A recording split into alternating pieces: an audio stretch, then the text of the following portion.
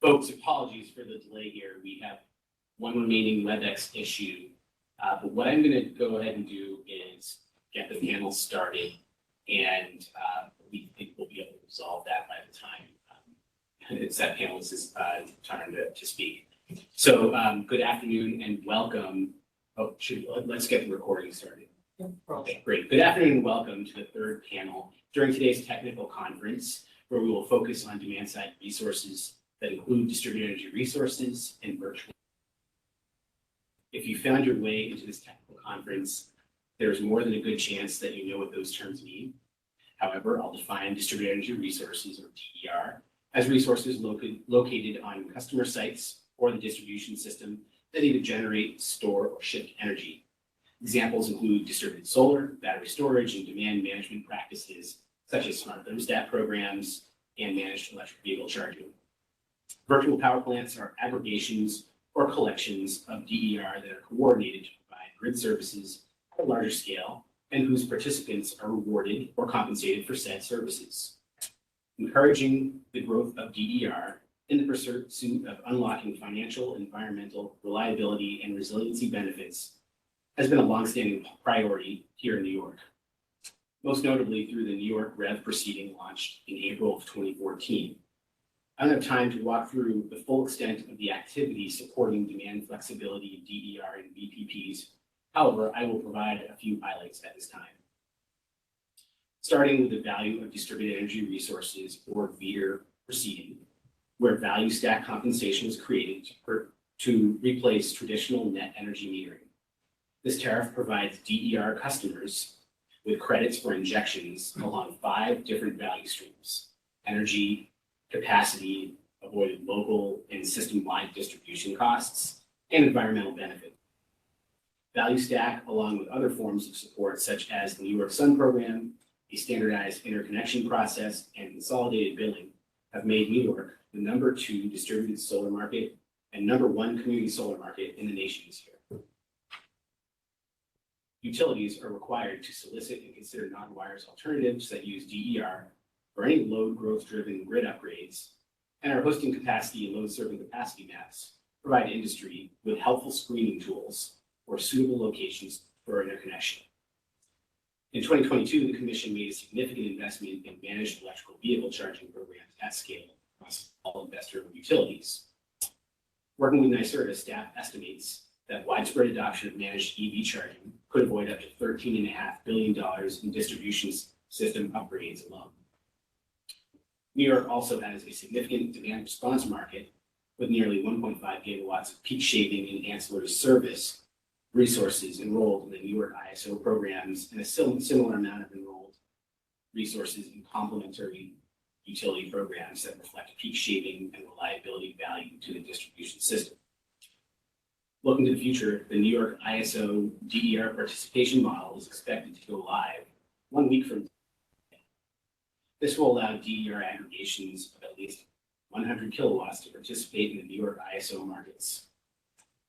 With higher costs to participate driven by the need for 6-second telemetry in the DER participation model, it will be interesting to see which resources remain in the existing demand response programs and which elect to transition to new DER participation model at the New York ISO.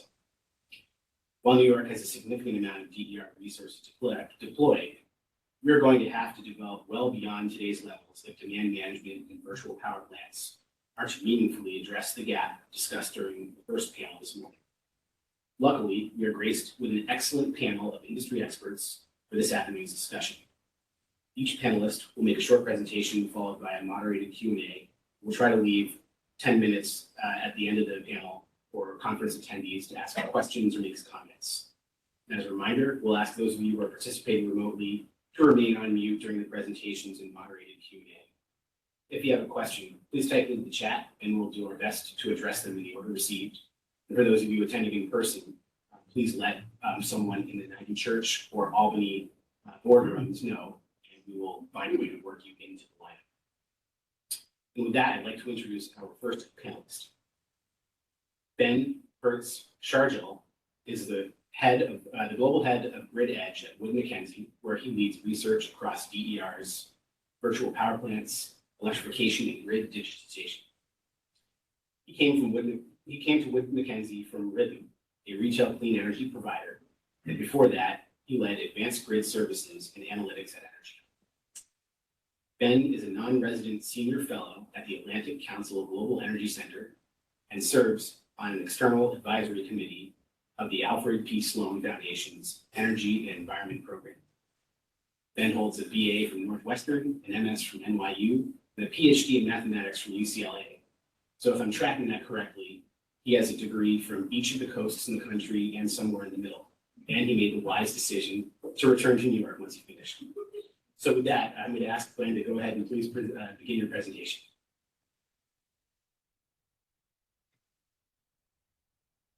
Thank you so much. Hopefully you guys can hear me. Let's see, can you see my screen? Yes. Okay, I really appreciate the opportunity to be here, and I'll try to be quick. I know we're just trying to lay the scene here. So I think the first thing I wanted to show is the scale of the opportunity that we have on the demand side. I think all of us need to recognize first and foremost that a tremendous amount of money is going to be spent to develop the grid, and that will fall on ratepayers. And so utilities and the regulators are going to need to do everything they can to mitigate the cost to end customers, to ratepayers. And one way they can do that is by investing on the demand side rather than kind of merchant supply side.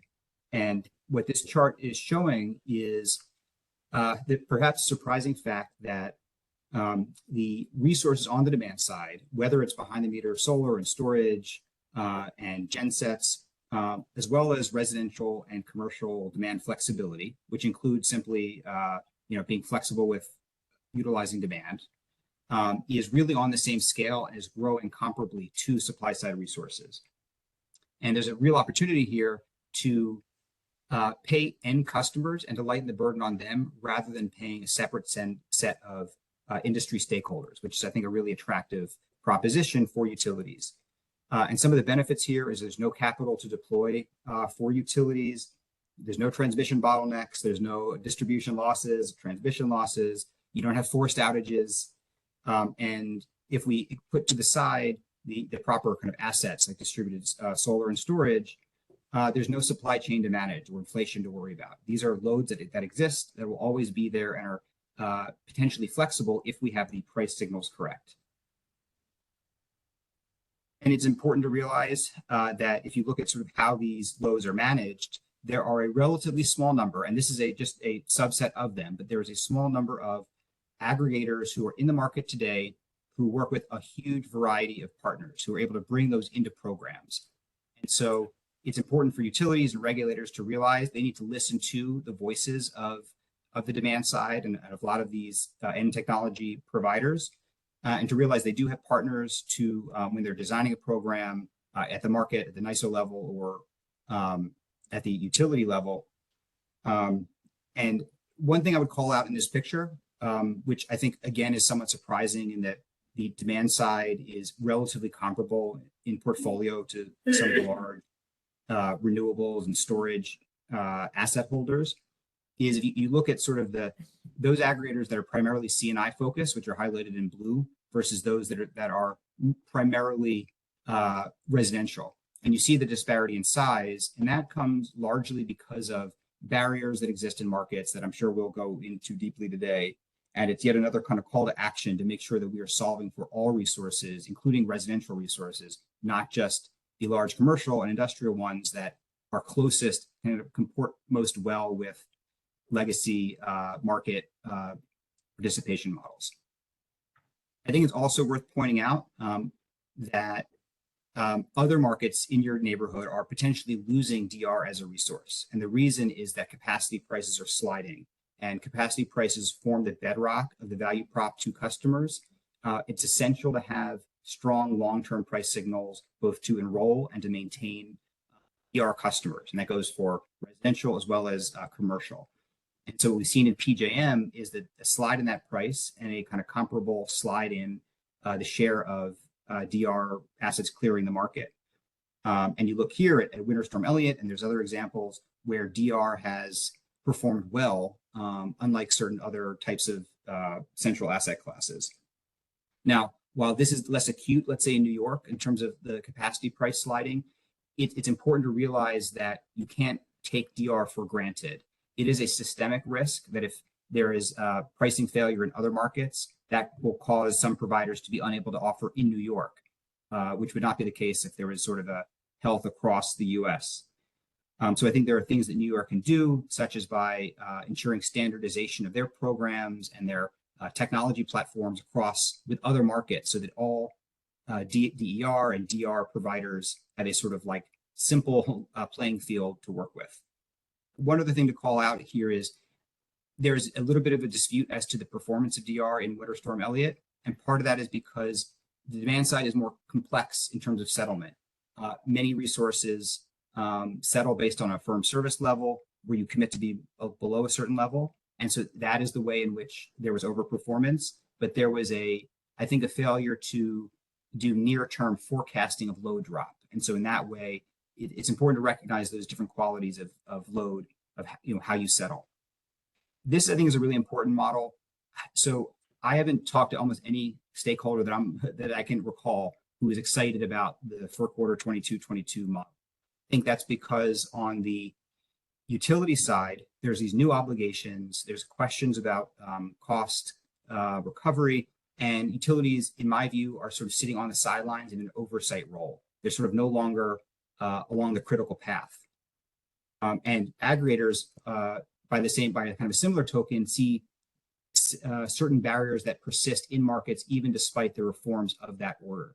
Whereas I think there is a different model that everyone should think hard about that is more utility-centric and that recognizes the centrality of utilities in this model and has the opportunity of aggregators flowing into utilities who then flow into markets. And we can get into the kind of the subtleties of this model, but this is one that I think harmonizes all the values that demand-side resources can perform, but it also puts utilities in the driver's seat rather than having them sort of by-watchers of activity happening outside of them.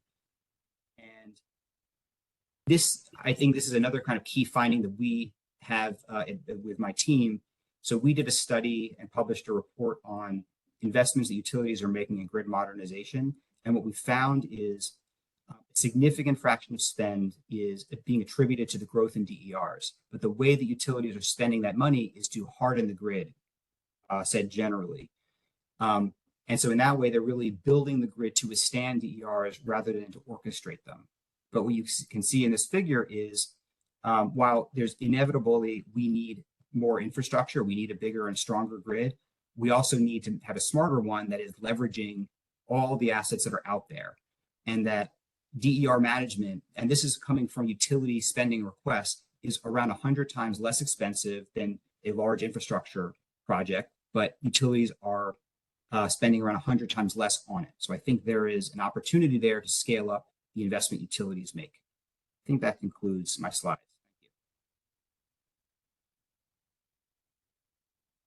Thank you for that presentation, Ben. I'm now going to move straight to the next presenter. Greg Geller is the founder and CEO of Stack Energy Consulting. Greg leverages his nearly 20 years of experience in business, politics, and clean energy regulatory landscape to help clean energy and climate tech companies to overcome the regulatory barriers to growth and to execute successful market development strategies. Greg previously worked at Enernoc during a time when the company drove massive growth in the demand response markets in the Northeast and Mid-Atlantic areas, and later at NL, where he was the Vice President of Regulatory Affairs. Greg has been actively engaged in the New York regulatory landscape for over 10 years and serves on the board of the New York BEST organization. Greg, the floor is yours.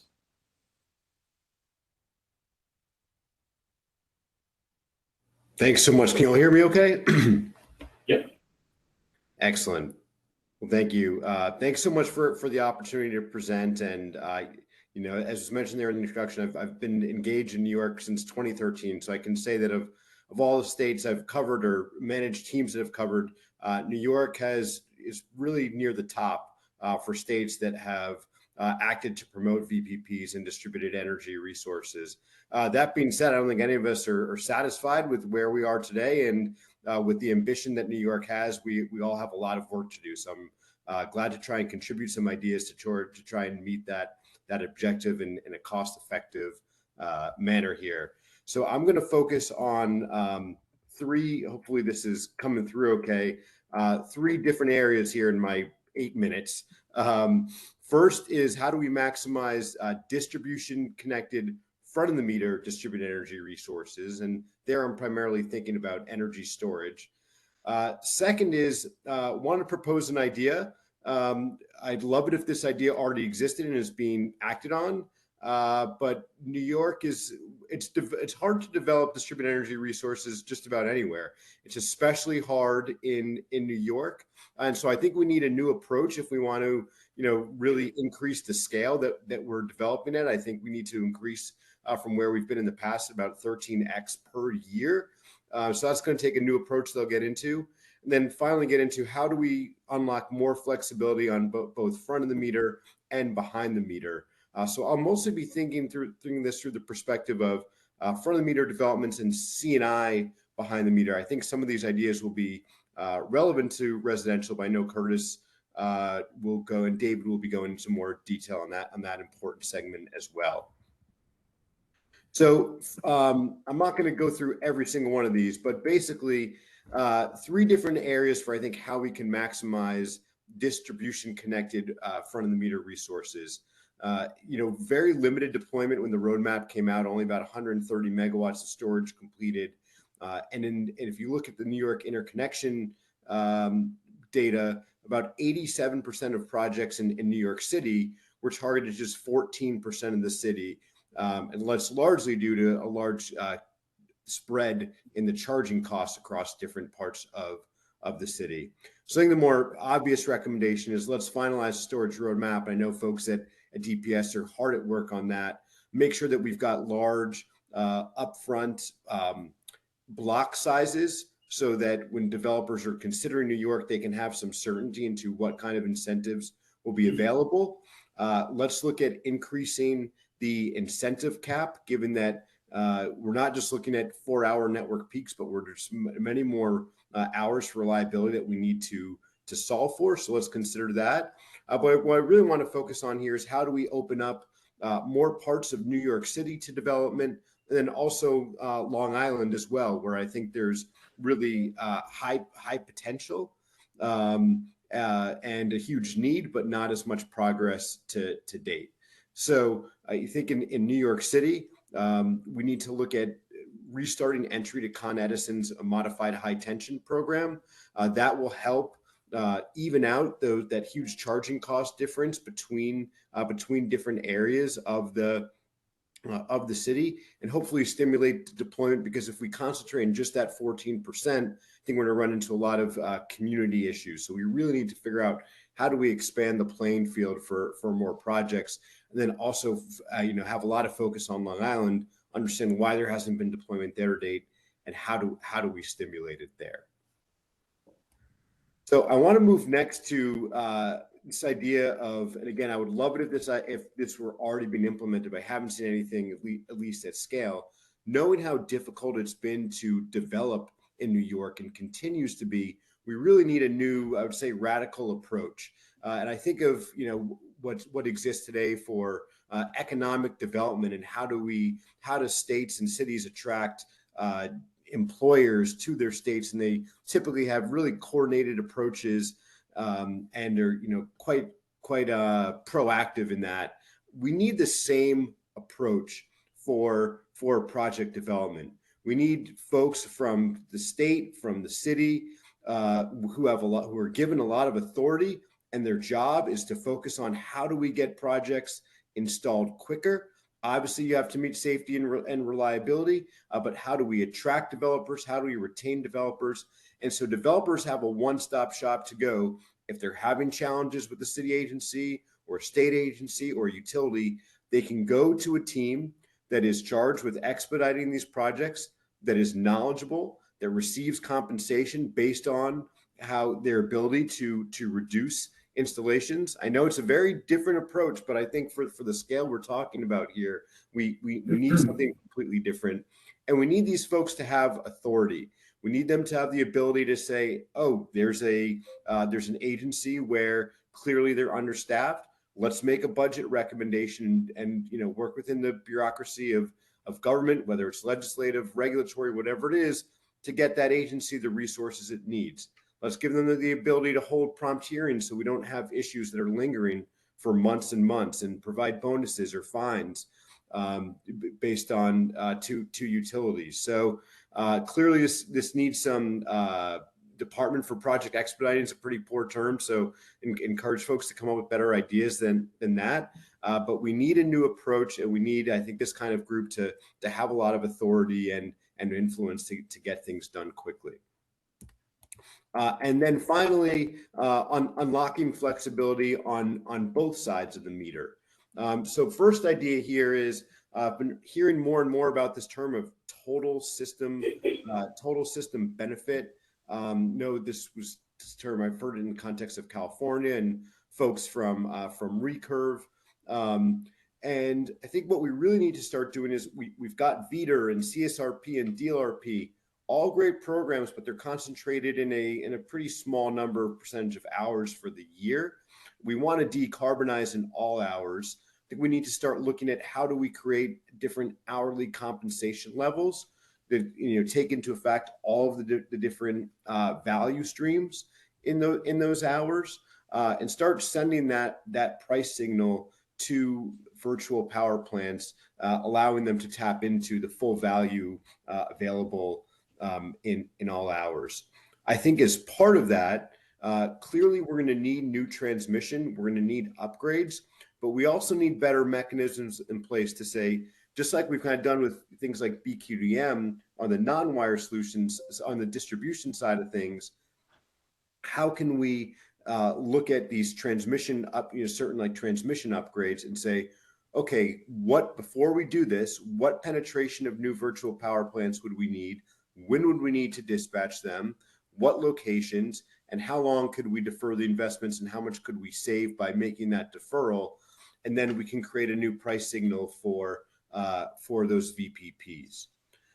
Finally, but behind the meter, New York's done a lot on this in the past, but I think there's some real headwinds that the behind the meter community is facing when you consider, what's going to happen with capacity accreditation at NYISO. I think there's going to be some increased requirements around telemetry as part of the DER roadmap that really might be cost prohibitive for a lot of resources. And so we need to take a hard look at that segment. I think we need to look at how do we enable device level submetering for settlement purposes, so we're not always focused on utility data, because data access has been a constant challenge in New York. We need to have staff at the commissions that's dedicated to resolving these issues, and we need to look at trying to increase installation incentives for technologies that facilitate that curtailment. So a lot more I could say here. I realize I'm probably past my time, so I want to be respectful, but thank you, and look forward to more discussion in the Q&A. Thank you. Thanks, Greg. Some really interesting and helpful ideas there. I'm going to move to the next panelist, Curtis Tung, who founded OhmConnect in 2013 to unlock the latent power hidden in the tangled fray of home devices, smarter orchestration of electricity, and consumer behavior. As the Chief Strategy Officer at OhmConnect, he spends his time mapping out the future of flexible energy, expanding its operations into new geographic markets, grid services, and ensuring the value found within is delivered to families and communities. His mantra to build a customer-centric grid resource is to make it valuable, then easy, then fast, then pretty. Curt, please begin your presentation. Everybody, I really appreciate the invitation to share our thoughts today. I'll breeze through these first couple of slides pretty quickly. Let me know. Actually, it looks like Greg. I might need to boot you. Hold on. Are folks able to see my screen? Yeah. Yes. Yeah. All righty. Let's see, just pushing along. I'm sure I'm kind of preaching to the choir here. I'm not a grid engineer, but I think Connect does bring some kind of uniquely customer-centric perspective, which I hope brings some value to the discussion today. So I think we all know there's a kind of a clear and achievable kind of path to mitigate the worst of climate change. Zero carbon generation, electrify the economy, and then kind of really kind of flex that load. I think that's really kind of why we're all here. But as Greg just mentioned, we are not deploying fast enough. I think mainstream consumers they're hurting, right? Like about a quarter of Americans, they're behind on their bills, right? Like they need to decide every month, do I pay my credit card bill down or do I pay my utility bill, right? And I think that some of the just like energy cost increase also that's not helping. On the grid side, I think there's certainly some areas to improve as well. I'm not sure what this looks like in New York, but in Chicago, for instance, power outages, 83% more frequent, last about twice as long in kind of low wealth communities. And then on the on the kind of transmission side, like our first panel today really kind of highlighted, the grid has a ways to go to be able to cope and plan for some of that intermittency and then kind of localized congestion. So from an aggregator's perspective, this is where I think that aggregators are really able to help ingest some of that household data, device level permissions, and then market data, and then put it through their ringers. And I think from a residential flexibility perspective, it's really important to put that user experience first. It needs to be built around the user and really not the other way around. And I think when aggregators are able to access that kind of customer's 8760 profile, both historical and also kind of ongoing, they're able to offer tailored recommendations, kind of personalized recommendations to help ratepayers electrify, and then also give them actual real-time feedback on their flexibility participation. I think then too on the supply and bidding side, customers and kind of residential, just homes themselves, like that is not a kind of homogeneous resource at a site level, right? And it needs an aggregator, it needs like some level of intelligence to be able to kind of organize that and to be able to kind of flex and dynamically compose some of those resources as customer preferences change along with grid conditions. On the kind of deployment in the markets, I have a slide that I'll get to in a bit. And then on the yield side, I think this is also a kind of an opportunity for the kind of aggregator community to be able to really start flexing every device in the home. We just recently integrated with LG, and so during these flexibility events, we're at a point where we're actually able to toggle back the brightness of TVs. Right? We can toggle back 10% during these events. Then the output of all this kind of megawatts on the transmission kind of scale, and then we're hopefully really starting to see some of that flexibility kind of pop up at the local level. So really kind of what's required to kind of unlock that full potential of VPPs. I think number one is residential consideration, kind of as Greg just mentioned. Generally speaking, I think this goes for virtually every market in the U.S., not just New York, but residential flexibility is a bit of an afterthought, right? Like, and this is not anything that is intentional, because by and large, kind of flexibility was a C&I game, but that's really just not the case anymore with all these kind of resi DERs kind of popping up. So I think market design, should include kind of resi participation as one of the primary considerations. I think number two is really data access. I think, in my opinion, this is the single biggest rate limiter to resi VPP growth.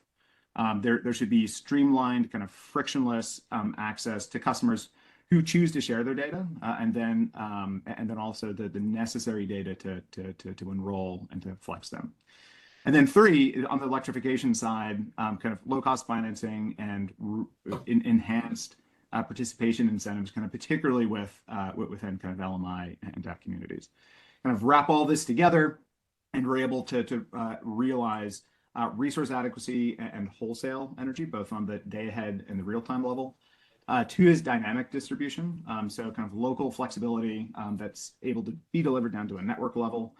And then load shift, right? I think being able to offer customers and the grid kind of ways to optimize kind of residential load, and really you can kind of, we think about it in terms of like the 3 C's. So there's kind of cost optimization, carbon optimization, and then comfort optimization for customers. And then to really kind of like see what this looks like outside of New York, I think this really has been kind of proven out in California, kind of OhmConnect's kind of home state. So during the last year's heat wave in September, demand hit a record 52 gigawatts, and flexibility really showed up. I think it really shone. And to be clear, this graph here, this is the flexible kind of energy industry as a whole. But at its peak, you can see, at least a couple of gigawatts of relief at that critical period. Really kind of an hour kind of into that peak time. I'm just going to breeze through this pretty quickly because I know we want to get to some of the discussion. But like I mentioned earlier, I think one of the real kind of benefits that a residential DER has is really just how geographically dispersed it is, while also being able to respond with such a high level of geographic precision, right? And so like kind of blindfold yourself, kind of throw a dart on a map, and a kind of resi DER likely, or aggregator likely, has some capabilities kind of on that block, kind of within that network.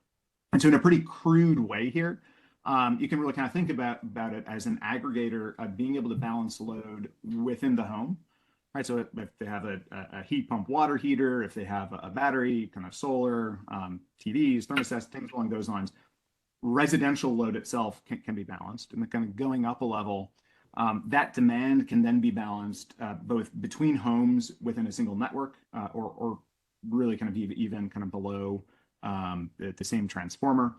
Going up a level, then that demand can really kind of be balanced out between the networks, all the way up to the distribution, whoever is managing the distribution grid.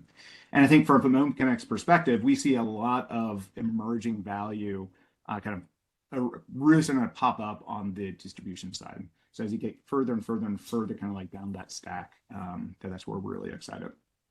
So then just to wrap up, if we really do want to see residential VPPs proliferate, I think that we really need 3 things. Number 1 is data access, right? Both the core information required to enroll customers, and then also a streamlined way, frictionless way for customers to decide to enroll. And then also, as Greg mentioned a little bit earlier, being able to use some of the kind of on-device telemetry for M&V and settlement purposes. Number 2 is market design. So residential needs to be one of the primary considerations, and have some of the kind of telemetry and kind of aggregated kind of points of view kind of reflect it. And then 3 is really the DER adoptions themselves. So kind of streamlined access for ratepayers to get a hold of those devices. Could be kind of point of sale rebates, LMI incentives, kind of low cost financing, all that good stuff. So that's what I have for today, and kind of looking forward to the discussion. Thanks. Thank you for that presentation, Curt. I'll now introduce the final panelist. David Nemtzow is the Senior Advisor at the U.S. Department of Energy's Loan Program Office, where, among other responsibilities, he coordinates LPO's Virtual Power Plant Initiative, which provides financing to large, innovative, interconnected projects built on renewables, demand flexibility, efficiency, storage, EVs, and other clean DERs. Previously, David was the Director of the DOE's Building Technologies Office, and David brings many decades of experience as an executive in the public, private, and nonprofit sectors, all in the demand management field, including as the CEO of the Alliance to Save Energy and as the CEO of the Department of Energy, Utilities and Sustainability for the New South Wales in Australia. David serves on numerous government advisory committees and the boards of energy associations and organizations, and publishes and speaks regularly in the field. He earned a master's degree from Harvard University in public policy and a bachelor's from Brown University in environmental policy. David, the floor is yours. Thanks, Zeryai, and thank you all. You can hear me okay? I appreciate that generous introduction. You had a lot of great things. All I heard was many decades, so that scared me a little bit. But I do want to look. I want to say this, and as a native New Yorker, it's very hard to say this, but I just want to agree with everything I've heard so far at this panel from Greg and Curtis and Ben and Zeryai. In fact, as we say in Washington, and maybe you say it too in Albany, everything's been said, but not everybody has said it. So there's going to be an element of that. I'm going to repeat what you just heard, and I'll be very brief then, just to save time for the conversation. But as I say, be ready to hear things that you heard from my colleagues. Is that being shared properly? Yes. I just want to say real quick, just a word from my sponsor, the U.S. Department of Energy's Loan Programs Office. We are, as part of the DOE's mission to advance clean energy, we provide loans and loan guarantees to qualifying projects. You can see the areas on the bottom left. We're trying to stimulate not just market transformation for clean energy, but for clean energy financing. We're working with a lot of New York entities as well as with state agencies on that. And just real quick here, you can read it for yourself. We cover the spectrum. And here's what I want to talk about today. This bottom left corner called virtual power plants. You've heard it from the others. I'll let you read this for yourself. This is my definition of what are virtual power plants. I think the key issue here, and it's a relatively new term, is that they are clean distributed energy resources. You can see the whole variety of them. But the difference is, and what we're trying to do here is we get to scale for all of our energy and economic and climate and affordability reasons. We're trying to get to a whole nother scale than we have in the past. And that's what virtual power plants are. By aggregating the different DERs and connecting them, we can make them utility scale. In other words, tens and hundreds of megawatts, not just single-digit kilowatts. That's utility scale. And I would submit, even more importantly, that we can control them and connect them to make them reliable and dependable enough to be utility grade. So if we can take the DERs that we've all collectively been working on for decades, make them utility scale and utility grade, they act just like a power plant, but cleaner and cheaper. And look, the variety is enormous. They can be a vehicle to grid, can be solar and storage, can be energy efficiency, it can be residential, commercial, all over the grid. It can be new construction, it can be retrofit. So there's a lot of varieties, and it's each jurisdiction you have to figure out for yourself. It's just like anything else. If you really want to focus on peak production, you want to focus on certain technologies. If you want to focus on CO2 reduction, you might lead to a different optimization. But we can do that with virtual power plants by collecting the different resources that you heard about. DOE recently did a major report. You see at the bottom, pathways to commercial liftoff, with some help from Ben and his team at Wood Mackenzie and others. And you can see the URL there. And we looked at how do we accelerate. We call it liftoff. If you want to call it inflection point or commercialization, that's fine. That's the same thing. And these are the areas, and just real quick, number one, let's make sure that the underlying DERs continue to grow, because we can't make them into virtual power plants unless we have the underlying resources to just make it easier. And that's especially true in the residential and small commercial end users, but it's true for all. And there are some, this is my next slide, there's an argument to me made that perhaps we can move to an opt-out world rather than opt-in world to make it easier on folks. Standardization and data interoperability, we already heard about. Number 4 is a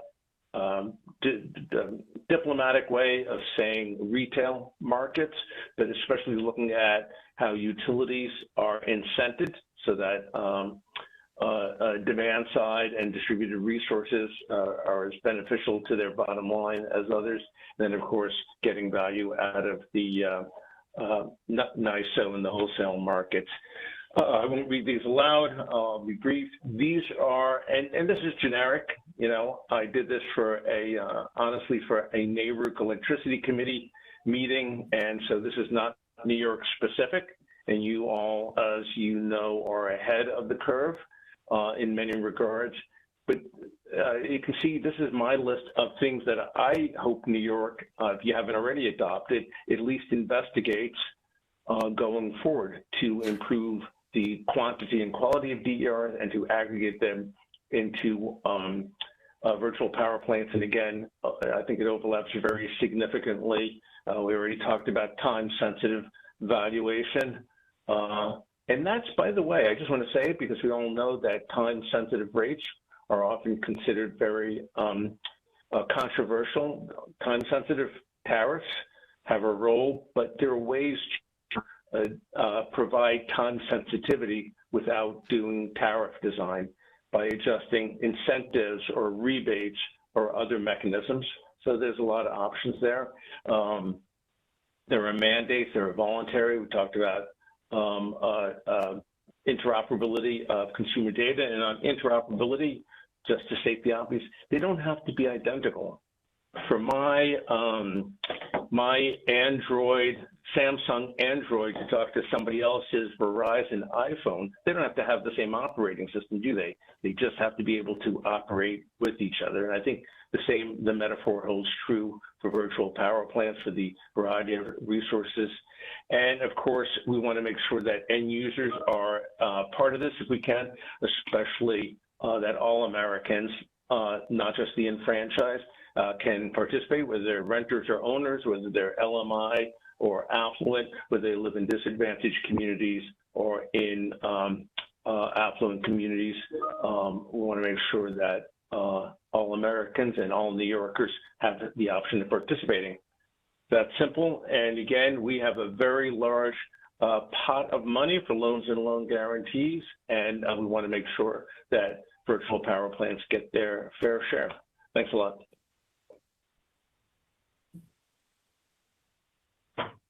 Thank you for that excellent presentation, David. And I forgot to mention that while he's spending time in DC right now, David is a native Long Islander, so lots of great New York representation of the panel this afternoon.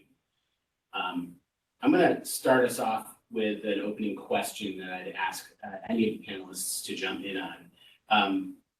So when describing aggregations of DER, what categories or taxonomies do you use in order to segment the market?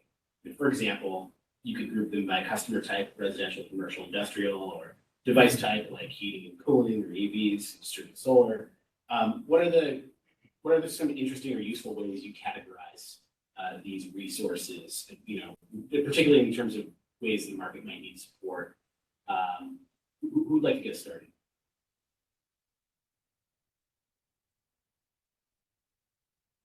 I'll give it a go. I don't know if this is the right taxonomy, but this is kind of how at least I think about it. I think we think about it probably along two different dimensions. The first is really kind of time, just kind of like temporal, like how fast are we, or would the aggregation or the DR be expected to respond? So how quickly, and then also the interval resolution, just like how tight of a band do we need to be able to kind of flex that up, down? So I think that's the first dimension. I think the second one is really the geographic requirement. So is this value being delivered at the kind of transmission level, kind of the ISO, at a kind of TSO? Is that being delivered down at the kind of DSO level, kind of at the distribution grid level? Or is it also even being delivered kind of like below a transformer? right? Like within a neighborhood or whatnot. I think there's a bunch of different services that kind of like pop up there. Kind of once you look at the ISO kind of like TSO side, that's when you start to see some of the more kind of traditional kind of resource adequacy, maybe like day ahead energy positions, things along those lines. That's at least my perspective. I don't know if the other panelists agree or disagree or have different ways to categorize. Why don't we shoot over to Greg next? I think that makes sense. I also think about it in terms of the two different buckets, with one bucket being kinds of resources that are not going to get built unless you actually have the right mix of programs, grid services, incentives, rates, whatever it is, right? So there, a good example of that is energy storage, right? You need all that for storage to be economic and pencil. The other is they're going to be there regardless of grid services, and so those are appliances, right? And with both, we need to get both right, but there's somewhat different approaches for both. I think I saw maybe Curtis had something like a point of sale rebate, like those kinds of things make a lot of sense to me, because otherwise, how do you utilize that flexibility? So I think we just need to think, be aware of those kind of two different market segments when we're creating policies and rates. But as much as possible, I actually like what I, not putting aside what I just said, we also need to be a little bit, make sure customers are somewhat indifferent. Like they shouldn't have to understand all of the different value streams. We should just be able to dispatch those VPPs for the highest level value stream at a certain time. The customer shouldn't have to worry whether it's for distribution, transmission, capacity, whatever it is, make them blind to that.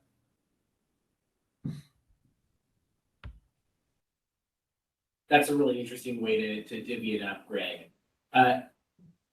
I think, certainly thinking about what's going to happen regardless of what we do from a program design is just a very interesting way to so let's do this. Any of the other panelists want to jump in on this one?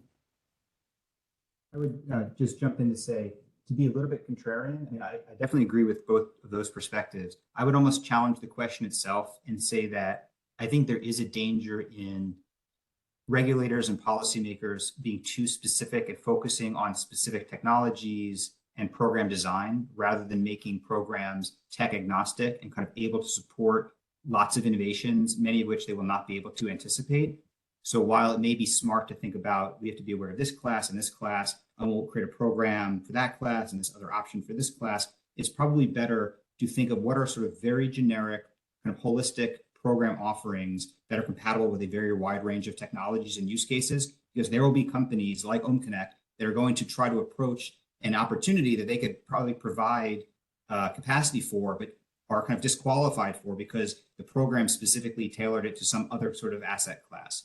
So I think that is a sort of a risk. And I would call out, Great Britain's flexibility markets. I think this is a really interesting use case where you have very standardized programs that are generic, that are kind of offered for generic capacity, that provide a lot of flexibility for availability, and just make it wide open for the market to come to them with competitive solutions. I'm just going to sort of agree with half of each side of this. So look, when it comes to distributed energy resources, that's a mature issue. And New York and other states and feds have been dealing with that for years and decades. So I think it's easier to be more specific, more aggressive there. When it comes to virtual power plants, that aggregation of the DERs, that's an immature issue. It's only been around, I would submit, for a couple of years. And so that's where I would agree more on sort of the Ben side of don't be too specific, let 1,000 flowers bloom time on the virtual power plant side, because I don't think we collectively have the same confidence in what works and doesn't work there as we might in distributed, DERs more broadly.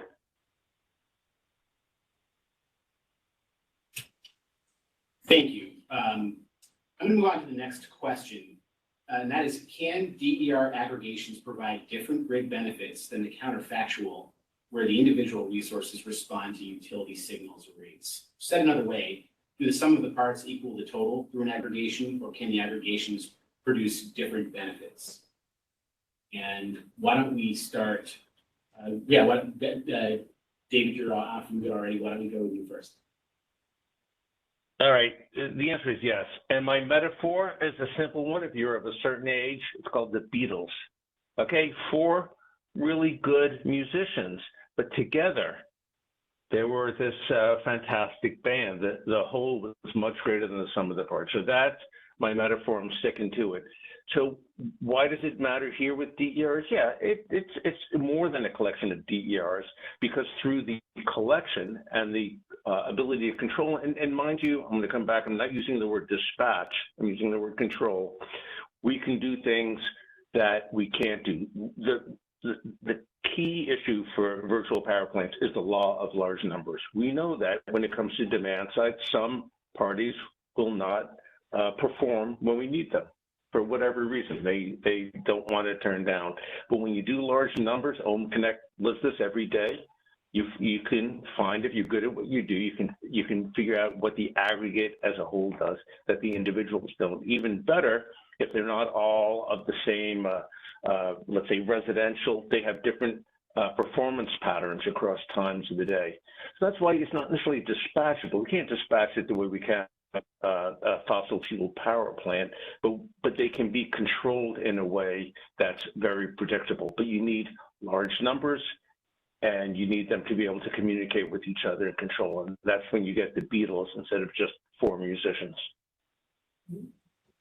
If I could just add one thing to that, completely agree. I mean, just one important point is, at least on the C&I side, if you don't have aggregation, then what's going to happen, and there's penalties for non-performance, then that customer is going to have to take all of the penalty risk. And then, so you're going to have many customers just going to say, no way, energy isn't my primary thing. I'm not going to sign up for, the massive penalty risk for demand response. But if you have aggregators, they're able to shield, because they're building the large portfolio that David's talking about, they're able to shield individual customers from out-of-pocket penalties.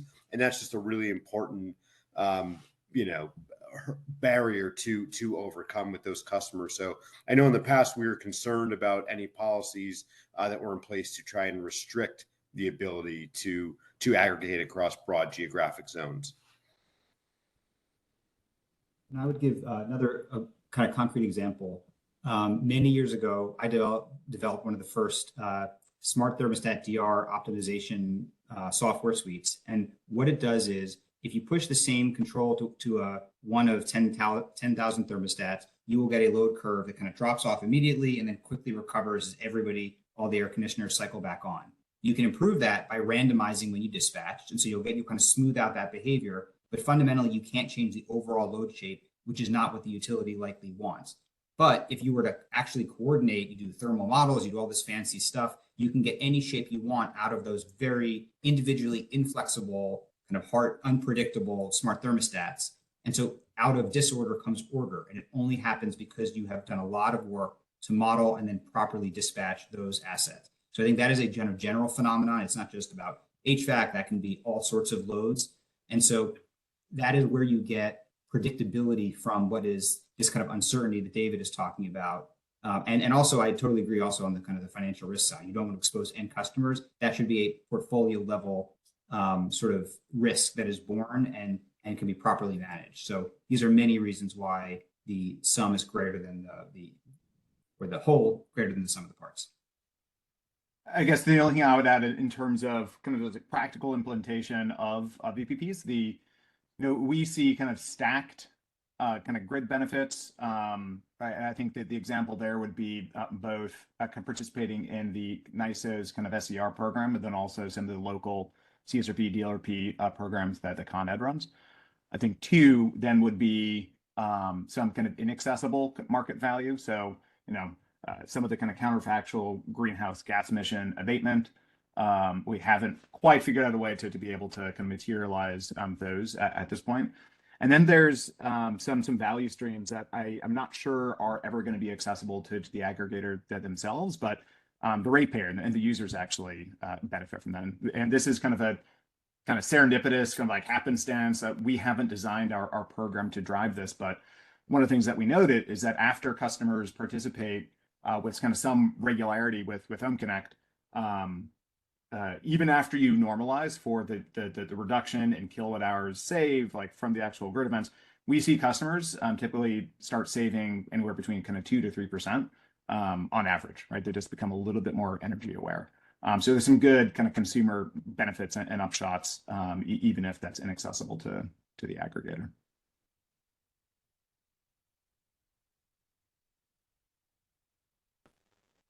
Great.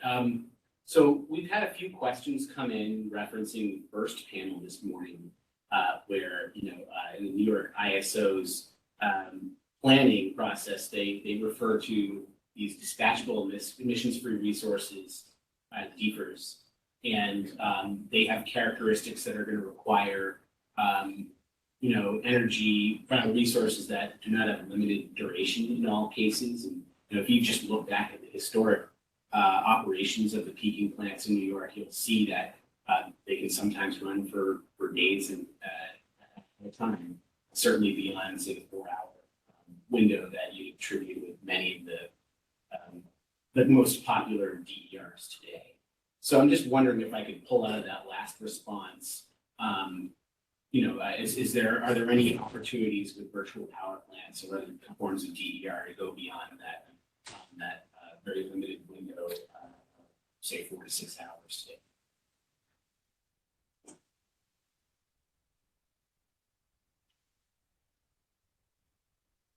Well, I mean, I think there's certainly the potential there for what, there's going to be a lot of technologies that are going to be developed, and we think about long duration storage that can have application at behind the meter distribution, bulk level, right? So I mean, we still have work to do to get there.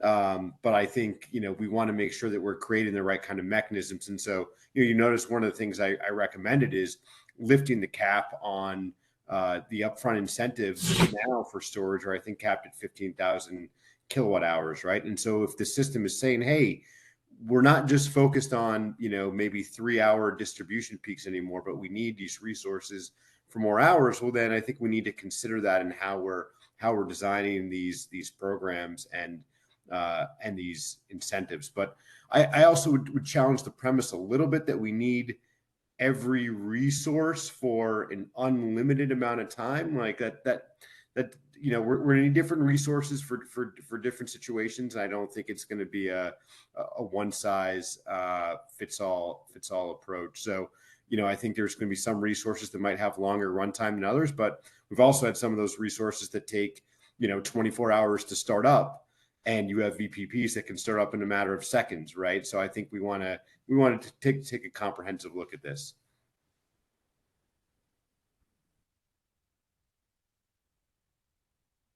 I would also point out that you can, by leveling, staggering dispatch, if you have a big enough portfolio, you can choose when you dispatch so that you're not doing an all call for a brief window of time. You just use some of the latent capacity that you have to dispatch over a wider window of time. I mean, you need to get very specific about what kind of scenarios you're solving for. Is it a winter spell? Is it for 24 hours or less? But the bottom line is you do have flexibility, and it does require a larger portfolio in order to have sufficient capacity in every interval to dispatch it in sequence. Look, nationally, 3/4 of U.S. power is used in buildings, residential, commercial, 3/4. In New York City, it's considered, and the big cities in New York State, it's considerably higher. So again, back to this point, yeah, if you want to, be nice to have a hydro dam that just sits there ready to, open whenever you need it, but that's not realistic anymore. Having that resource called buildings that can be made more demand flexible, doesn't deal with the duration issue, but it in fact does, because there's so many of them.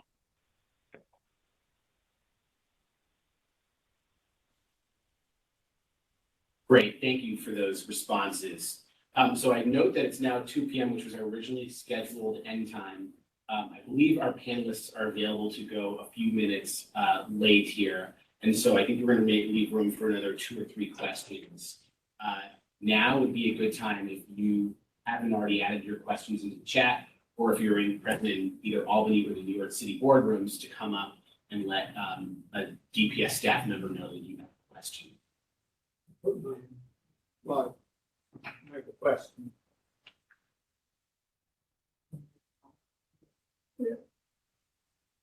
Yeah, why don't we make room for the comment right now? We have a comment in the Albany boardroom.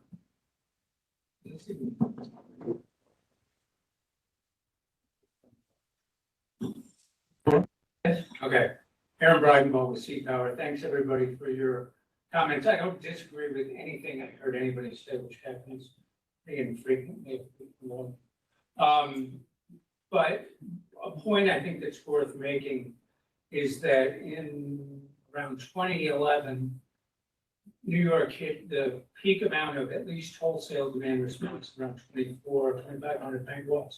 We're down to closer to 1,200 now. So we're not gaining, we're losing. You know, there's a number of reasons for that, and some of that capacity maybe shouldn't have been in the market to begin with, but we're declining. The utility programs have made that up to a certain extent, but generally speaking, as I think people indicated, you have people participating in I think of the wholesale programs, not just in New York and PJM and elsewhere, are sort of like the anchor store. But then many of the resources that participate there will also be available to participate in the utility programs, which have been going very well in New York. New York is, you know, the example that we point to elsewhere in the country as far as how to do this. But as others have said, you know, we can always do better. And this is one of those things where, no, demand response is not a default.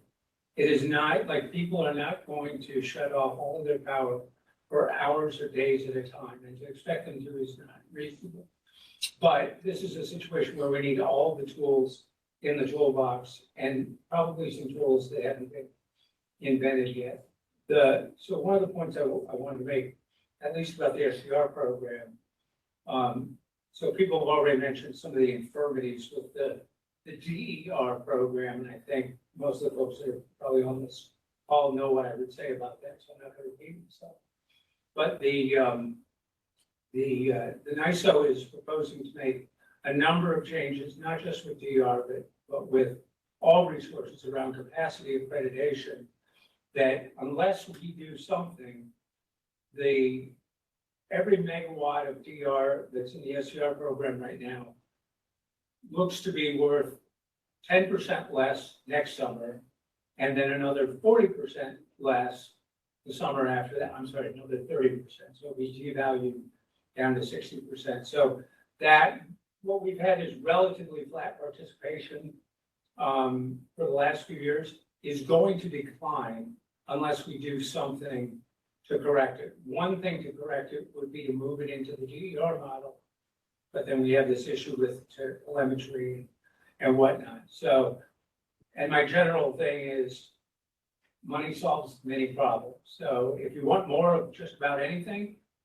throw more money at it. I think there may be more efficient things that we can do, but I think the commission needs to think about new incentives. And maybe the best way to start is to have a focused proceeding or opportunity as part of an existing proceeding to really dig down into what we can do on demand response. Because frankly, of all of the clean resources that the state is engaged with, I would say DR has probably gotten the least amount of attention over the last few years. We're putting billions of dollars at onshore and offshore wind, solar, community solar, all the rest. And we really haven't done much of anything, at least in terms of incentives for demand.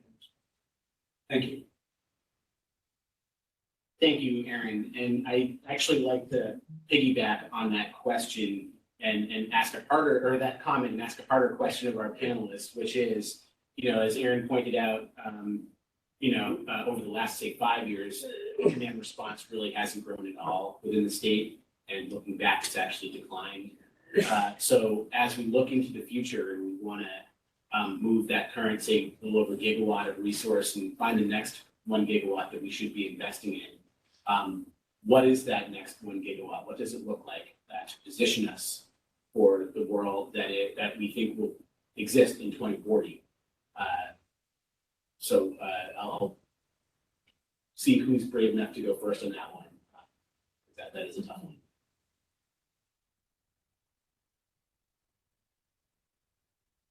I can start. I mean, a couple things we've mentioned, but maybe I'll just drive home here. So, a lot of customers in New York you don't have these large industrial customers like you do in PJM, or at least not as many of them. You have a lot of smaller commercial customers.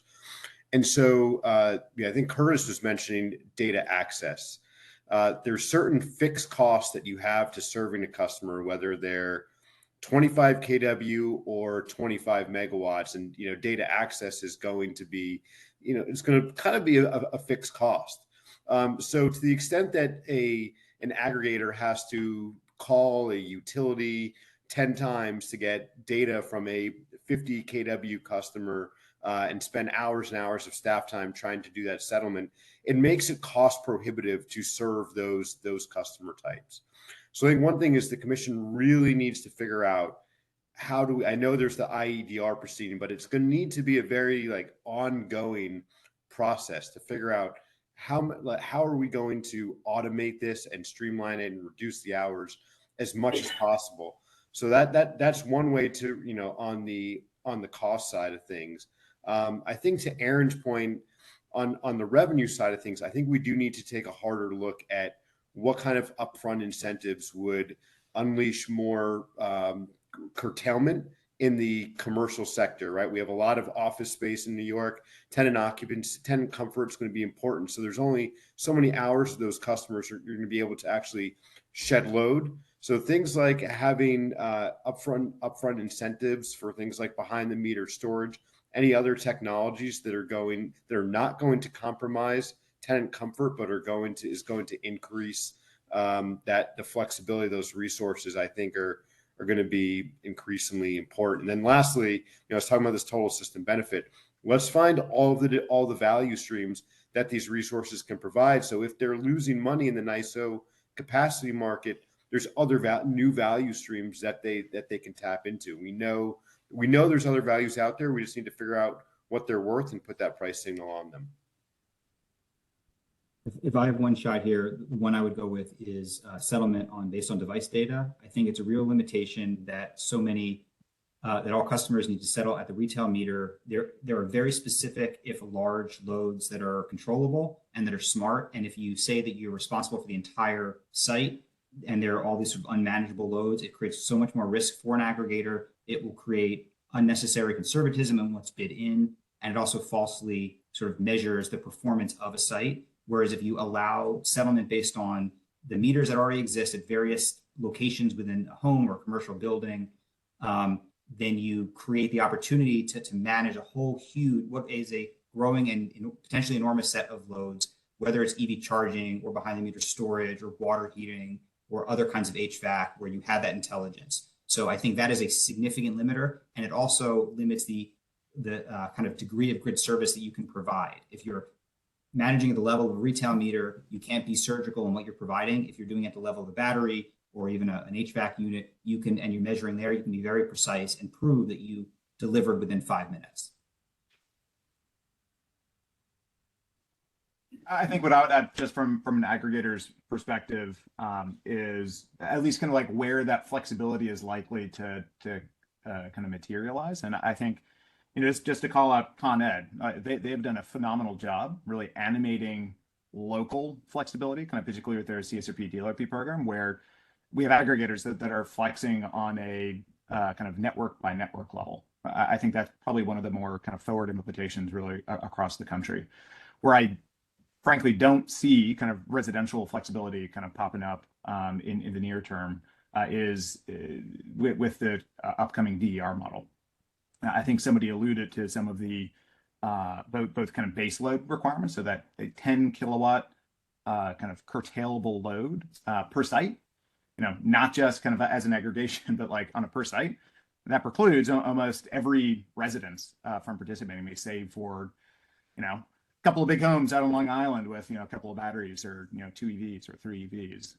And so I think some of those, pretty onerous requirements on the DER side are really going to be required to get that on the resi level. So I see aggregators really kind of focusing in on some of those kind of CSRP, DLRP, and continuing to see if, some of the SCR programs are continuing to be viable.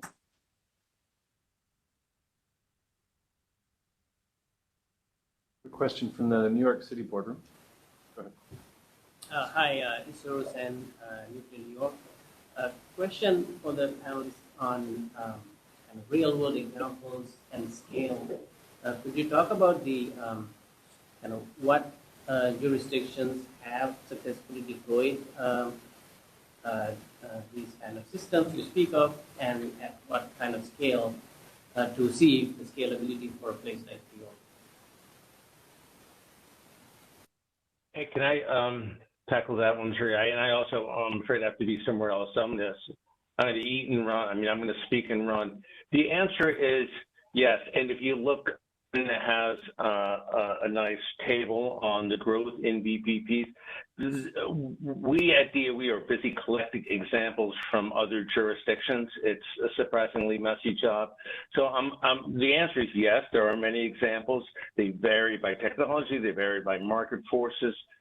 But what I think makes the most sense is to collect them, and I'm happy to send in through Zeryai a link to some of the work we're doing, and then let him pass that along, because the list is too long and too diverse to do here. So let me make that offer if that's helpful.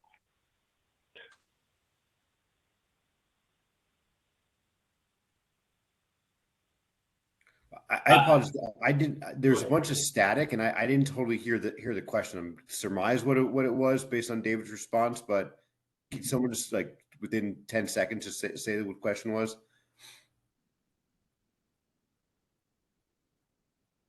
Example. Now you're not muted. Oh, sorry. The biggest kind of real world example of these solutions you speak of.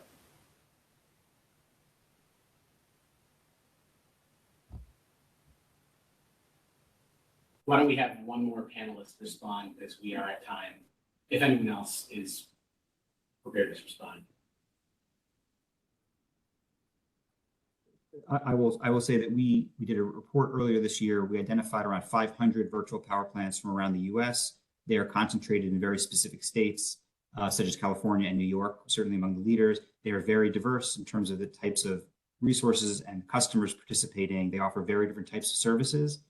You have lots of smart thermostats. You have many fewer EVs, and the EVs participating in California are doing many more services than they do in New York and other leading states. So there's lots and lots of examples. We could get into it offline, and they're diverse. So I feel like there's plenty of precedent, and I think New York in many ways has contributed significantly through the combination of the distribution programs as well as the NISO programs.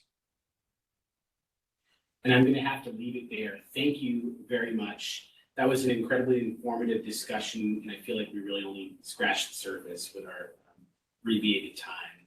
But if today's discussion has energized you to get more involved in developing the markets for DER and VPPs here in New York, good news is that we're hosting a stakeholder session on January 12th. You can find information about that in case 14-E-0423. We'll review the 2023 performance of the demand response, utility demand response programs there, and also have a roundtable discussion about the customer experience with aggregators.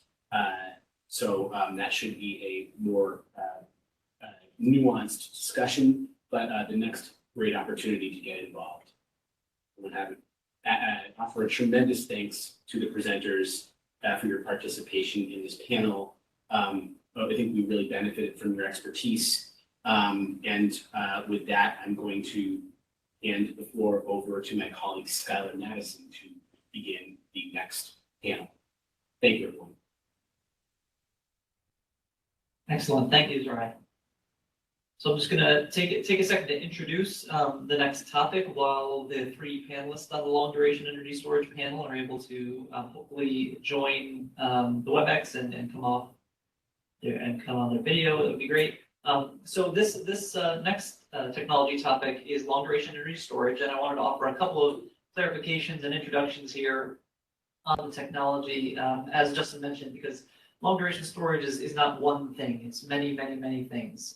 In New York State, we've used a definition of long duration storage being any amount of storage in a physical location that can take electricity from the grid and inject it back into the grid at a different time that has a duration of at least 10 hours. So that's been the definition we've been working under here in New York State. And so that, that encompasses many, many different types of technologies, which we'll hear about in a moment from the presenters. But I also wanted to mention that we actually have hydrogen split out as a separate topic tomorrow. So we're going to be talking less and probably not at all about really hydrogen as part of this discussion. It's mostly about those still energy, fixed kind of energy type resources at a given location that might be 10 up to 40, 50, 100 hour type duration resources on this panel. So if you're here to hear about hydrogen, I'd say come back at 10:30. But with that, I wanted to hand it over to the panelists really quick to do introductions of themselves, just to say who they are, where they're from, what their job title is, how they overlap with long duration energy storage. And once the introductions are over, I'll jump right into kind of our questions that we have laid out here. So maybe I'll throw it to Scott for the first introduction, and we'll go Scott, Ramesh, and Sarah. Thank you, Schuyler. And can everyone hear me okay? Excellent. Great, I see a thumbs up from Sarah. My name is Scott Berger. I really appreciate the opportunity to speak here today. Form Energy, who I represent, I'm the Director of Analytics at Form Energy, is really invested in New York State. We have, folks on the ground there, a number of employees that live, throughout New York State. We've also been doing quite a bit of research into kind of the opportunity for long duration and multi-day storage within New York State. We recently published a white paper that looks at the opportunity there.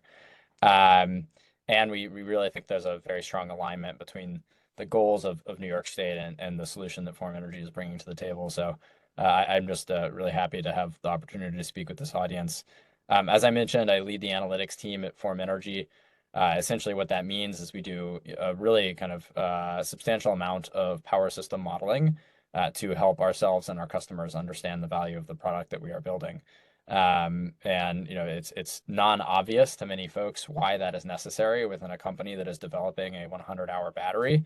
But the long and short of it is, most modeling techniques, most planning techniques that kind of are incumbent in the space are really not well suited to understand the value of storage at all, and really in particular the value of long duration storage. So modeling and power system modeling and planning has been really core to what Form Energy has been doing over the last 7 or 8 years. So really excited to bring some of those insights to this conversation today, and looking forward to the questions and the conversation. Schuyler, do you want me to pass it to someone, or? Yeah, we'll go to Ramesh now. Hi, my name is Ramesh Koripella. I work at Sandia National Labs in Albuquerque. I work in the energy storage group. I work with the demonstration projects team. We work with DOE in putting together demonstration projects, energy storage demonstration projects, to prove out the technology or the application. We signed a memorandum of understanding with the California Energy Commission and the NYSERDA to collaborate on long duration energy storage, mainly to help accelerate the long duration energy storage deployment to meet the national and state clean energy goals. Same goals for both DOE and as well as state goals. From Sandia, I interface with both CEC and NYSERDA. My background is material science. I have a PhD in material science from the University of Southern California. I worked several years in the industry, mostly in the electronic industry, and I'm with Sandia for about 12 years. I'm excited to be part of this panel session. I'm looking forward to the discussion. Thank you. Excellent, thank you. Sarah? Hi. So I started working on solar energy in 1980 at Harvard University, where I was a graduate student. And after that, I went to the Solar Energy Research Institute, which is now the National Renewable Energy Laboratory, and was there for more than 30 years, Before now, I've been here at the University of California, Merced for about 6 years. I started in solar, spent many years in solar. I was working in solar when solar was a laboratory curiosity, and now you know it's no longer a laboratory curiosity. And the research topics are very different. So I've changed my research from, as we just heard about, focusing on more material science to looking more at the systems integration. And we currently have a project with the California Energy Commission to study the value of long duration energy storage.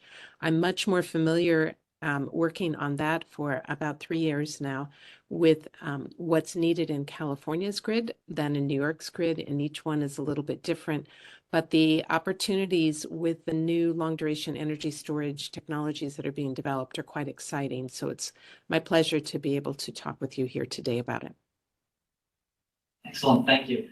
So just to jump right in, Ramesh, would you mind giving us kind of an overview, like what even is long duration energy storage? What are a couple of those technologies and their characteristics? What can they do? What's their duration? You know, what do you see being deployed in kind of your demonstration projects, and what do you see on the grid at the moment? Yeah, sure. As several speakers this morning pointed out, as you put more and more renewable resources on the grid, so you need flexible resources such as either gas picker plants or energy storage to match the grid supply and demand, right? So as the percentage of renewables increases, you need more energy storage and more of these flexible resources. Going back to the earlier speaker, David from DOE Loan Office, he referred to the report, Pathways to Commercial Liftoff Long Duration Energy Storage. In that report, they defined as like 4 different categories: short duration, less than 4 hours, and then they called intraday long duration energy storage 10 to 36 hours, and then multi-day or week 36 to 160 hours, and then seasonal storage for several months. But in general, most people say less than 4 hours short duration, 4 to 10 hours medium duration, and anything more than 10 hours long duration storage. Then seasonal storage. Yeah, those are the typical categories. And then to just put into perspective a little bit, let me see New York, and quote some figures. Okay, here is from the DOE EIA data. If you look at 2022, New York generated total about 125 terawatts of energy, and 50% of that energy came from either natural gas or petroleum, hydrocarbon based. And you have 21% nuclear, 22% hydro, and 7% renewables. If you compare that with California, for example, California in 2022 generated total 205 terawatts of total energy. They also have 48% natural gas and 8% hydro and 9% nuclear, very little geothermal, but 35% renewables there. So look at renewables already went to 35%. So they are meeting a lot of this variation in the renewables through the natural gas picker plants, mostly in California. Whereas in New York, if you look at NISO data, the variation in the load is met by through natural gas, and also surprisingly hydro also. Hydro is also peaking.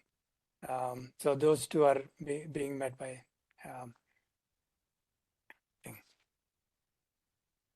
and now you're asking about the categories, right? About the technologies. So if you want to look at the technologies, there are broadly, you can divide into like 4 different categories: mechanical energy storage, thermal storage, electrochemical storage, that is where all the batteries are, and then chemical or hydrogen storage. Since hydrogen storage is a whole session next week, let's not talk about much about it, but let's discuss the other 3. If you go to mechanical storage, there are again different categories. The most dominant energy storage technology on the grid right now is pumped hydro storage. In the US, there are about 6 terawatts of energy last year on the pumped hydro storage. In New York, I believe it's less than 0.5 terawatt hours pumped hydro storage. That is still dominant energy storage in the state. There are few variations of pumped hydro storage, QuickNet Energy, RCAM. These are all still in the early demonstration stages. Basically, in all pumped hydro storage, the idea is you use the electricity to pump the water to a pond at a higher elevation for charging, and then bring it down to a pond at the lower elevation for discharge. So that's how pumped hydro storage works.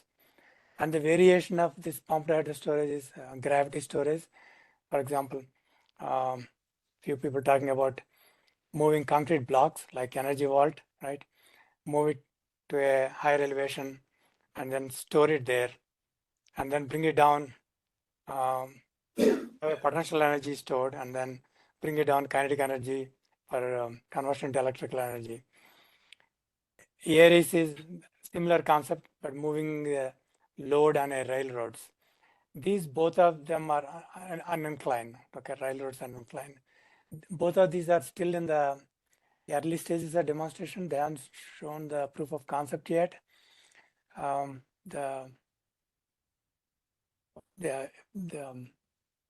I'm saying is the energy density is low and the cost is more for these. Actually, you need a large area for these also. Great. So can I just jump in there? And it's starting to sound like a lot of these technologies are very different. They have very different siting concerns, very, very different cost profiles. But you also mentioned like that the fundamental energy containment that they start with is different from mechanical to electrochemical and chemical and even thermal energy. Yeah. And so when we start talking about, the services, which is where I want to go next, the services that these resources can actually provide, it sounds like it's going to be different services and different use cases based on the initial technology you're talking about. Because a lot of those electrochemical resources and even some of the thermal resources, they might be inverter-based resources, whereas a lot of mechanical might utilize existing turbine technology to create electricity. So I just wanted to switch really quick to maybe ask Sarah or Scott, with all these different services, are there significant differences, say, between mechanical and electrochemical storage, if they're on the 10 or 20-hour duration technologies? Are there significant differences in services that those two resources could provide? What are the differences, pros and cons of those? And Scott, wow, very polite panelist, raised his hand and everything. Go for it. Yeah, I guess this hopefully isn't a controversial statement, but the bulk of the value in energy markets today are in energy and capacity, and typically about 2% of the value of the energy markets are in ancillary services. 1 to 2% depending on where you are. So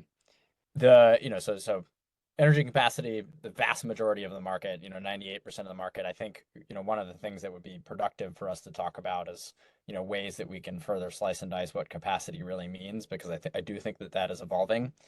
When we look out at the far future, there's a lot of concern about things like inertia.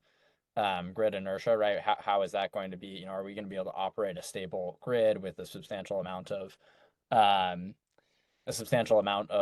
inverter-based resources?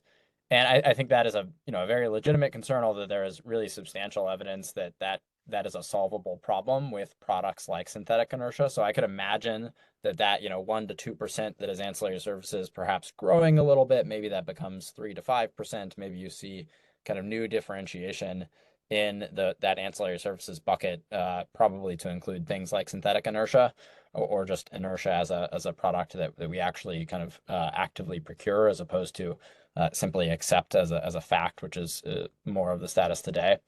So I could definitely see that emerging. But the reality is, for any of these long duration storage technologies to scale, long duration and multi-day storage technologies to scale, they really need to be competing in the energy and capacity markets, which are, again, 98% of the value in the energy market. That's I think the statement that I would make. And if you really want to differentiate between short duration storage and long duration storage, the reality is a lot of that comes from their incremental capacity value and their ability to take advantage of energy price differences that last, for periods that are longer than, 1 to 4 hours. On the capacity side, this is something that, Form Energy feels very strongly about, obviously developing a 100-hour electrochemical storage product. We really don't have great mechanisms for valuing reliability today. We procure capacity in capacity markets, which are really designed around a kind of historical structure where you essentially had unlimited fuel. And, we're starting to see that show some cracks, right? We have, if you look at, NERC reports of the reserve margins that we have in markets like, PJM and WAC and ERCOT, they look very, very big, right? And, on paper, we have really huge reserve margins, but we are seeing reliability challenges during these multi-day, low renewable energy periods, during these multi-day winter storm periods, et cetera. And so that's an area that I think we need to spend a lot of time thinking about, is how to reform capacity markets to better capture the incremental reliability benefits that dispatchable resources bring to the market. The last thing I would say there is, there's been quite a bit of research in academia and in industry about what is really required to deliver that reliability service. There's a great study from Jesse Jenkins and Nestor Sepulveda, two researchers at Princeton and MIT, a few years ago, that said essentially, in order to be competitive in that reliability space for long duration storage, you need to be at 100 hours and $20 a kilowatt hour. That's kind of the threshold at which things start to compete with nuclear or CCS or gas for that reliability service. And that's also consistent with most of the resource adequacy studies that have been completed in industry. Folks like E3 and other folks like that have identified that the future reliability challenges are really driven by these multi-day periods of low renewable energy generation. And so that's a space that I think, in particular, very long duration storage, multi-day energy storage has the opportunity to provide and compete in. So in summary, I think in services, I do expect there to be some differentiation in ancillary services, inertia, things like that. But ultimately, I expect that'll be a pretty small part of the market. The bulk of the market is going to be in energy and capacity. And within capacity, we're going to need to start to differentiate based on the ability to deliver true reliability. And that looks like being able to generate over multi-day periods of low renewable energy generation and inclement weather. Thanks for that background.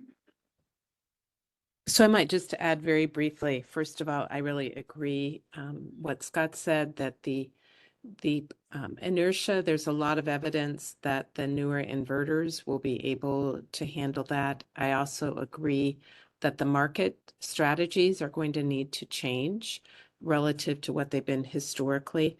And I might just say, to give kind of the bird's eye view of things, we've had pumped hydro storage for decades. That's been a standard. It's deployed worldwide in various locations. We now see batteries. California has now surpassed about 7 gigawatts of lithium batteries, which is phenomenal growth. That's actually then surpassing the amount of pumped hydro storage that we're using. And then we have the other one that's been around for a while, but that's been very limited, is compressed air. Then we have a whole long list of very interesting technologies that are being developed, and many of them are just at the point of being able to take off. It's my watching of technologies develop and get launched, going back to that I told you that I started with solar when it was a laboratory curiosity, and it took many decades to get to the point where it was really ready to ramp. What I see is that the long duration energy storage technologies are being developed very rapidly, and that many of them are now at the deployment stage. And like with Form Energy, they're looking at their first major projects. After those first major projects are out there, then they'll be able to scale faster. And there are also a number of other companies that are looking at being at a kind of similar stage. Thank you. That actually went really nicely to my next question, which is going to be, with all these different technologies out there, I'm not sure who was able to join me for that first panel of the day, but that first panel kind of laid out what the need is, from all the reliability modeling frameworks. It shows the need for somewhere around 20, maybe 30 gigawatts of something by 2040, probably starting to deploy at gigawatt scale by 2035. In your sense, obviously you are the expert long duration energy storage panel for this conference. In your opinion, will there be enough technologies and at enough scale to provide New York State specifically with that type of scale of deployments within the next 12 to 15 years? So go ahead, Scott.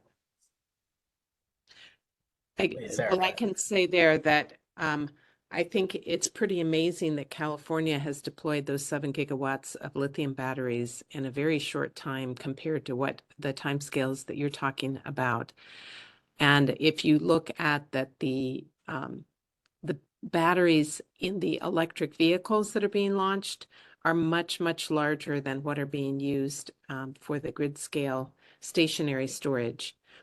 Even if we had to do it with a technology like lithium, it's not actually unthinkable to be able to do that.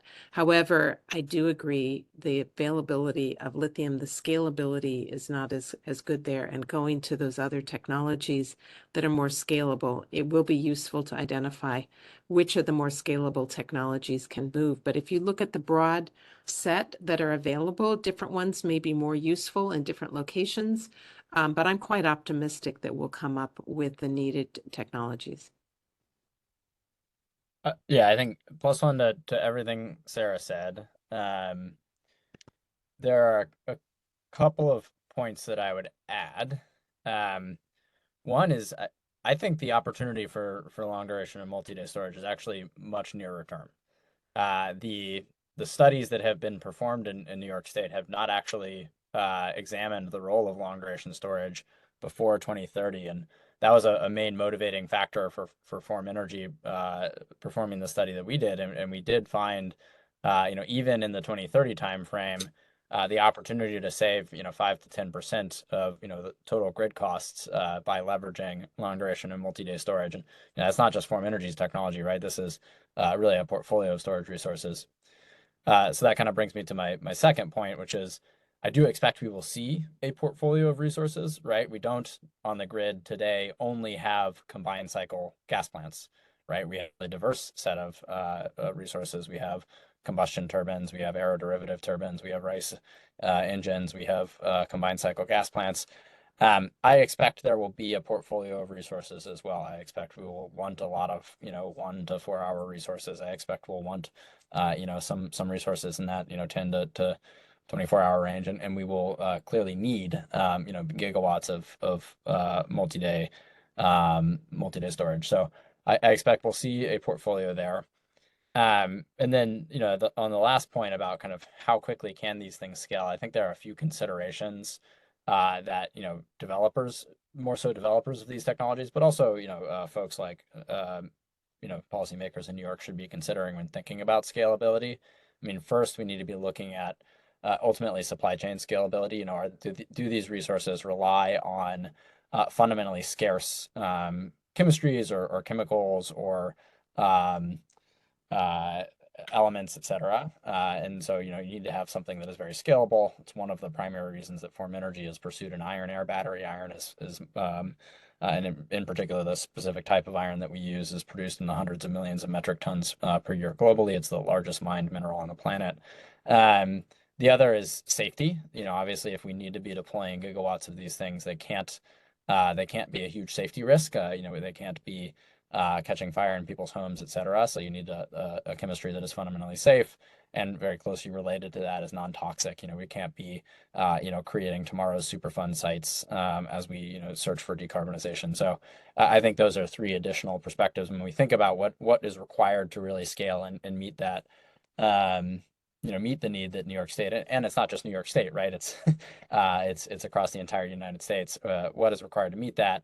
It has to be fundamentally safe. It has to be scalable from a supply chain perspective, and it can't rely on toxic chemicals. Thank you. Ramesh, you want to add something there? Yeah, I agree with both Scott and Sarah. Just want to point out that, right now, going back to the first question he asked, most of the energy storage right now is meeting for the frequency regulation or peak power shaving, right? And if you look at all the ISO's requirements are only like 4 hours. Only PJM is asking for 10 hours. So there is no market mechanism really for long duration energy storage. That product need to be developed. That's one of the challenge. And two, as Scott pointed out, the cost.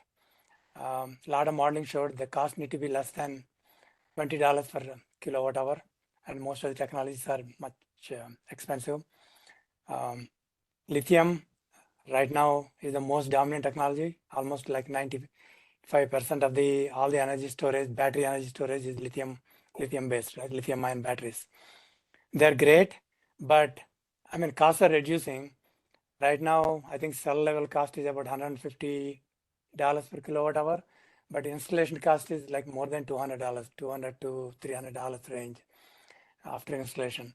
So it is difficult to imagine that will scale down to $20 level for a very large scale deployment. So that's why you need to look into other technologies like this. Iron air, or California is looking at zinc bromine batteries, zinc air batteries. There are thermal storage, there are different options. So the question is always, is the technology ready to cost? And then the third one is, this is important actually. These are all very expensive energy storage projects, right? If you put the storage there and you use it only for like 1 or 2 cycles for long duration meeting, it doesn't meet all the other requirements, then it's very difficult for it to pay off for the storage. So ideal technology, it doesn't exist. You want the technology to meet all the requirements from very short duration to long duration. Because you don't have such technology, so you need to compromise somewhere. So yeah, we can go into specific on thermal and everything later on, but yeah, that's all. And something you just touched on, and the scalability and the cost actually goes towards answering one of the questions that came in the chat, which was the difference between just scaling an existing technology to be more high capacity, so you can just discharge over long duration, versus having that step change to go to a new technology to be able to discharge over longer durations. I think what you just were basically saying was, those shorter duration technologies, they might have the power and the initial lower cost per kilowatt to kind of get that first 2, 4, 6 hours of duration. But then as they scale, they still have kind of that fixed cost. You're still just adding the same technology to the end, and you're stacking over and over and over, and there's not really that type of scale that's going to end up lowering the total cost per unit. And then when you're going to a different technology, you might actually have that step change where you have the ability to scale massively and reduce that marginal cost of each input unit to potentially touch that $20 per kilowatt hour base. Did I kind of get that right, Scott? Is that kind of how you think of that when you look at the economics of stacking short duration resources versus going to new technology altogether? Yeah, it's a great question, and one that we get a lot, right? Like, isn't 100-hour storage just a 1-hour battery discharge really slowly? The short answer is, no, and exactly what you said is right. We will have kind of a portfolio of resources. We expect there to be a very big role. This is going to be, deployed in the, hundreds of gigawatts, lithium ion, tens to hundreds of gigawatts across the US for lithium ion. There's going to be a very big role for lithium ion, even at costs of $100 to $200 a kilowatt hour, which is where it will be kind of towards the end of the decade, all in. But that role is not going to be, providing kind of backstop grid reliability for the simple reason that it is extraordinarily expensive to kind of derate that technology as such. So just to give some kind of rough math, if you're looking at $200 a kilowatt hour, rough benchmark for where lithium ion is installed, and you need to deliver that, you want 1 kilowatt to deliver that over 100 hours, so over a winter storm Uri type event, which is a great case study because it lasted for about 100 hours. That would cost you around $20,000 a kilowatt. To put that in perspective, Vodal is probably around $16,000 to $17,000 a kilowatt. The nuclear plants that were kind of famously expensive in Georgia. So it gets prohibitively expensive to derate lithium in that way, and so you need a fundamentally different chemistry that can kind of provide a very long duration solution on a per kilowatt basis. And so that's where a lot of the new chemistries are trying to compete. And so just to maybe add a tiny bit of nuance on that, I don't think every single storage technology needs to get to $20 a kilowatt hour. I expect we'll see a really big role for lithium, and maybe sodium ion and whatever kind of precedes lithium at $100 to $200 a kilowatt hour, but it'll be providing a very different service than that kind of reliability service that we expect longer duration and multi-day storage technologies to provide, where you really do need to be down closer to $20 to $30 a kilowatt hour. Awesome, thanks. So over the course of the panel so far, I think we've identified what I would consider probably those three biggest issues for long duration storage between now and 10 gigawatts of it on the New York grid. The first one, I think Scott touched on at the beginning, which was the fundamental understanding of regulators, utilities, and ISO, all of us, around the values of long duration storage. The modeling tools that we have utilized in the past that for those of you who aren't exactly familiar with my work previously, I used to lead the energy storage program at NYSERDA. The tools that were available to us on the market to actually model energy storage basically have a cutoff at 8 hours of duration. Even if they're daily or chronological cycle models, if you cannot do a one cycle of the asset within a single day, the model broke down. It just wouldn't solve. You would need supercomputers, and you need days and days and days to try to run a modeling framework to even figure out the value of one, much less optimize over the course of an entire grid for 20 years. So we had a really hard time doing that with anything other than post-processing kind of Excel-based modeling. Form, it sounds like you've had some success with kind of overcoming some of those barriers with the modeling, which is really interesting, because that's one of the biggest barriers to really show the value in these types of optimizations that we run as part of, say, the coordinating grid planning process, or the typical reliability processes, or the NISO's outlook process. So it sounds like that's one of the key barriers, kind of understanding the modeling.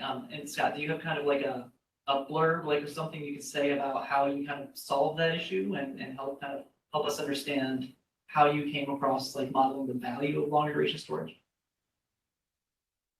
Yeah. So trying to think of the best way to answer this question.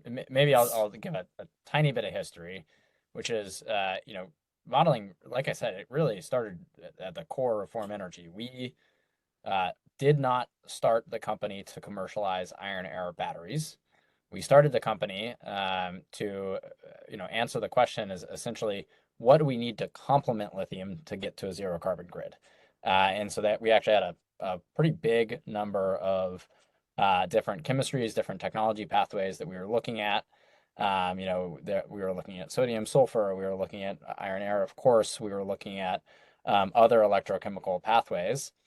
And so we had this portfolio of technologies we were looking at, and then we had grid modeling. And we wanted to say, which of these technologies do we think will meet the needs of the market? And we wanted to use models to meet the market. And so the first thing we did is we went out and talked to, Plexos and ProMod and all those companies to see, what are the tools that are available on the market today at that time. We ran into the exact challenge that you described, Schuyler, is that these technologies, these kind of incumbent modeling tools were simply not capable of modeling the type of storage that we were interested in, this multi-day. We were interested in everything from 1,000 hours to 24 hours. So these technologies simply did not have the underlying functionality, and it was kind of at the very kind of core algorithmic level. So we started very early on developing our own modeling capabilities, initially to help us answer the question of what technology do we want to develop, and then increasingly to work with our customers to help them understand how this fits into their integrated resource planning. And so over the last 7 years, we've been developing the software package that we very creatively call Formware, that essentially is an integrated resource planning tool, really designed around capturing the dynamics of renewable and storage heavy grids. And what does that mean? It means essentially focusing very heavily on chronology in the capacity expansion and the investment planning stage. So we do all of our capacity investments over looking at an 8760 time horizon. And it's not just Form that has kind of identified this as a really critical need. There are academics across the country that have, and in the UK, which is in many respects many years ahead of us, that have identified this as a really critical need. So we really start with a portfolio that is optimized over all 87 to 60 hours. And that's one big focus area. And the other big focus area is weather. So capturing not just typical meteorological conditions, which are what most grid planning happens around. It happens around TMY plus some margin. That's the kind of industry standard today. But if we're planning for a renewables or a weather-driven grid, we obviously need to capture weather in much more detail. So we have now a database of about 40 different weather years where we have correlated demand and weather. So you can capture those periods where you have low renewable generation and high demand because maybe it's cold, it's not super windy, it's dark, and people are running their heat pumps to power or to warm their homes, for example. So those are the two big areas that we've really focused on. And in terms of the how, I mean, some of this is not rocket science. There are other folks that do this today. There are now academic labs that have released packages that can do this very well. We work really closely with the Princeton folks that have GenX. It's a great example of another tool that can do this kind of 8760 multi-weather year modeling. So some of it's not rocket science. Some of it is just kind of designing with that intention in mind. Other aspects of it are using modern computing platforms. So we do all of our computing in the cloud. Using very big machines, very big computers. That's surprisingly rare for some consultants are still running their planning models on their laptops, for example. So a lot of it is just designing with the intention in mind and using modern computing technologies and being very very focused on this chronology and weather problem and ensuring that we capture that. So that I hope that gives you some sense of why we tried to solve this problem and to a degree how we solved that problem. Yeah, thank you. So I think that's a key one that we all need to start kind of exploring and bringing that into existing planning processes. If we're going to see, and we were talking through this in the first panel of the day, if we're going to see potentially 20 to 30 gigawatts of need of something that might be like this, long duration storage might be a component of that. If we need it by 2035 and 2040, the development of those technologies, the interconnection processes need to start in 2030, which means we have to know we need it and we need to start supporting it, 3 to 5 years before that. And that's like in 18 months. So we really need to start getting smarter about that modeling really quickly. And Sarah, I see you had your hand raised. You want to say something on this topic? Yes, so we spent actually a lot of time developing a way to be able to do more calculations faster. And what we found was that in general, the sunshine is quite predictable. And you'll always see that during the day, you're going to tend to charge the batteries and tend to discharge them. And there may be some days when you actually aren't getting enough sunshine to be net charging the batteries. But if you look at it, you find that the maximum and minima in general will occur an hour after sunrise and an hour before sunset. And we found that if you integrate the energy use during the day and during the night, that we come very close to coming up with an accurate, it's within a few percent of the same capacity expansion plan that you would get if you do every hour. So we do, as Scott indicates, we look at the 8,760 hours of the year. We can do it on my laptop or on the supercomputer so that we can actually do like 4 periods with 8,760, and then we can compare the hourly data to what we get if we do what we call the critical time steps. So we've been developing that here at UC Merced. In parallel, E3 has been developing a technique where they use 3 years consecutive data, weather data, and then they use machine learning to identify representative days, and then they allow the storage to go between the days, but then they put them all together in the 3-year period. And we see that that is also quite accurate. So I think that there are techniques out there where you can get close to the very accurate data in a much shorter amount of time. And the one exception to that is that when you have two things that are very close, what you find is if you have like a scale with 2 weights on either side, and then you add like just a couple grains of sand, you may see that it shifts between this side being that. So when you're in that case where you have 2 solutions that are very similar, then you may have not very good accuracy, but it's also not very clear if that's meaningful. Thanks for that perspective, Scott. You wanted to... Yeah, so I would I definitely agree with Sarah that it is possible to reduce the form of the models, including using some of the methods that Sarah mentioned. I would stress very strongly two things. One, the level of accuracy depends on what technologies you are trying to model. So a lot of the time domain reduction, which is the broad class of kind of method that we're talking about, a lot of the time domain reduction technologies work, are better at capturing shorter duration resources and worse at capturing longer duration resources. That's one. And then two, you have to be very careful about how you apply those time domain reduction techniques. So Sarah mentioned the solution that E3 has developed. There's a great paper coming out from Princeton Zero Lab that looks really detailed at this question. And if you are using 24-hour time samples and then allowing storage to kind of try to track between those periods, you get a very different result than if you're using, for example, 72-hour time samples or 144-hour time samples. So when you're modeling long duration and multi-day storage technologies, the Princeton lab found you can capture a lot of the value with a reduced form model, but it requires you to be using longer periods than 24 hours, even in those sampled methods. So there's, you have to be, I guess the 2 points would be, it's important to, when you're using those methods, be very careful about, what technologies you're trying to value.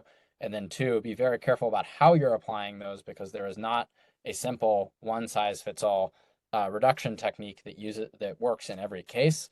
It actually can be very different depending on what you're trying to model, which is unfortunately why we default to 8760 in most cases, just because it's kind of the benchmark, right? And quite frankly, we can do that. We are running, in California, we for example, we replicated the entire integrated resource planning process. We were working with E3, funded under the same California Energy Commission grant that Sarah mentioned. And we replicated the entire integrated resource planning model that E3 was using, except we expanded that to 8760 and co-optimized that across 8 different weather years, and that was tractable. So it's very possible to do this today using simply just modern computing technologies. But I do agree that it's possible to simplify, but we should be very careful.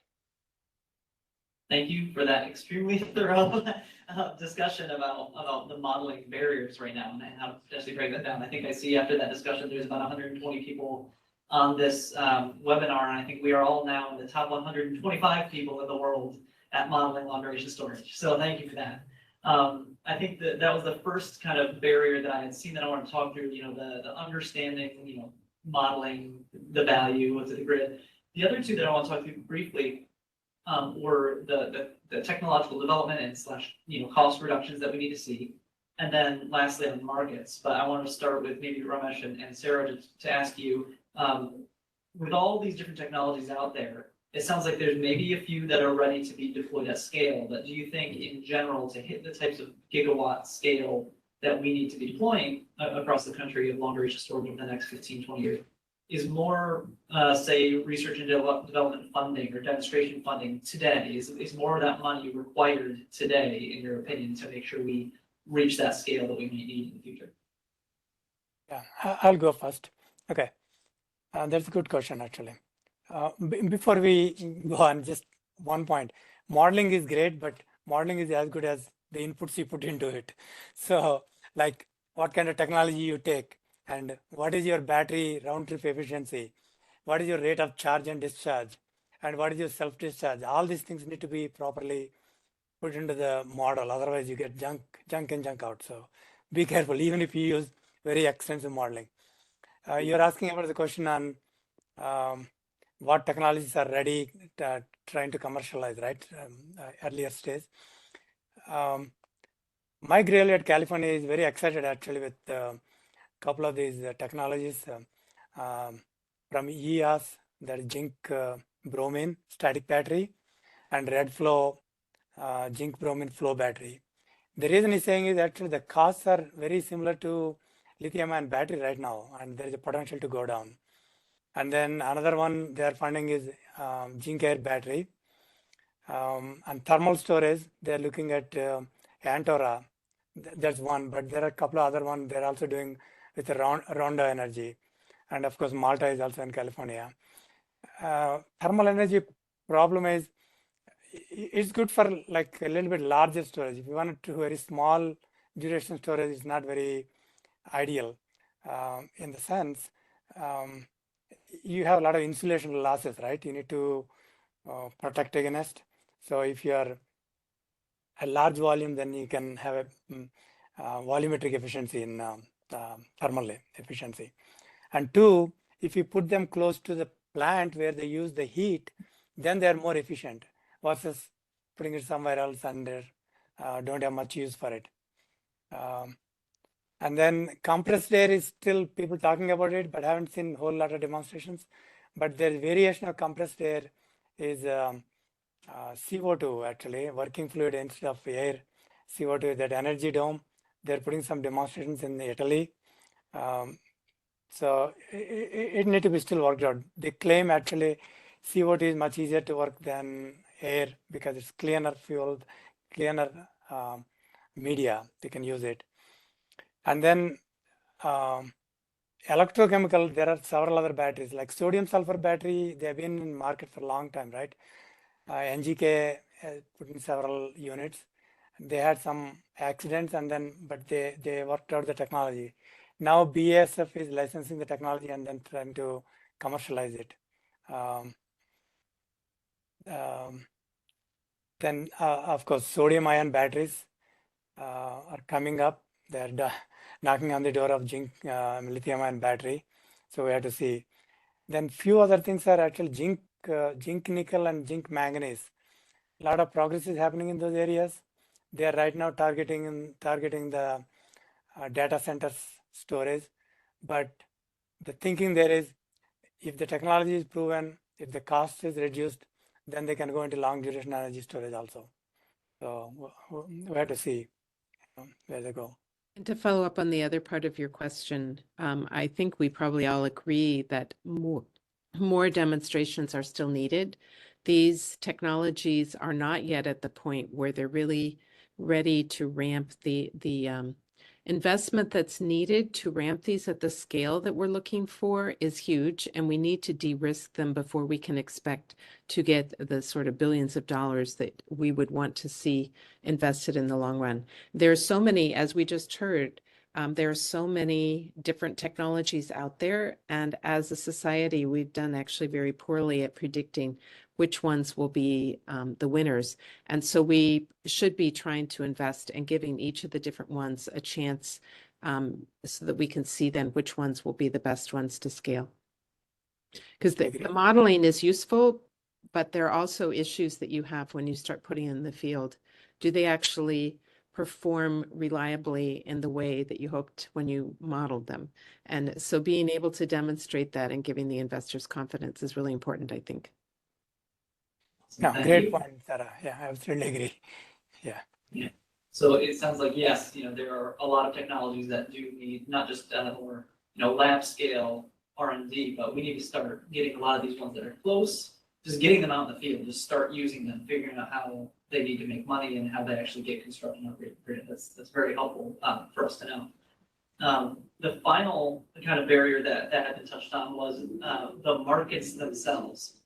I think both Ramesh and Scott had mentioned this, where Ramesh was saying, there's obviously not even a market for anything anywhere for something more than 10 hours. And in the vast majority of areas, we're seeing 4-hour duration kind of being the maximal value per unit, maybe even 6 hours in some other areas.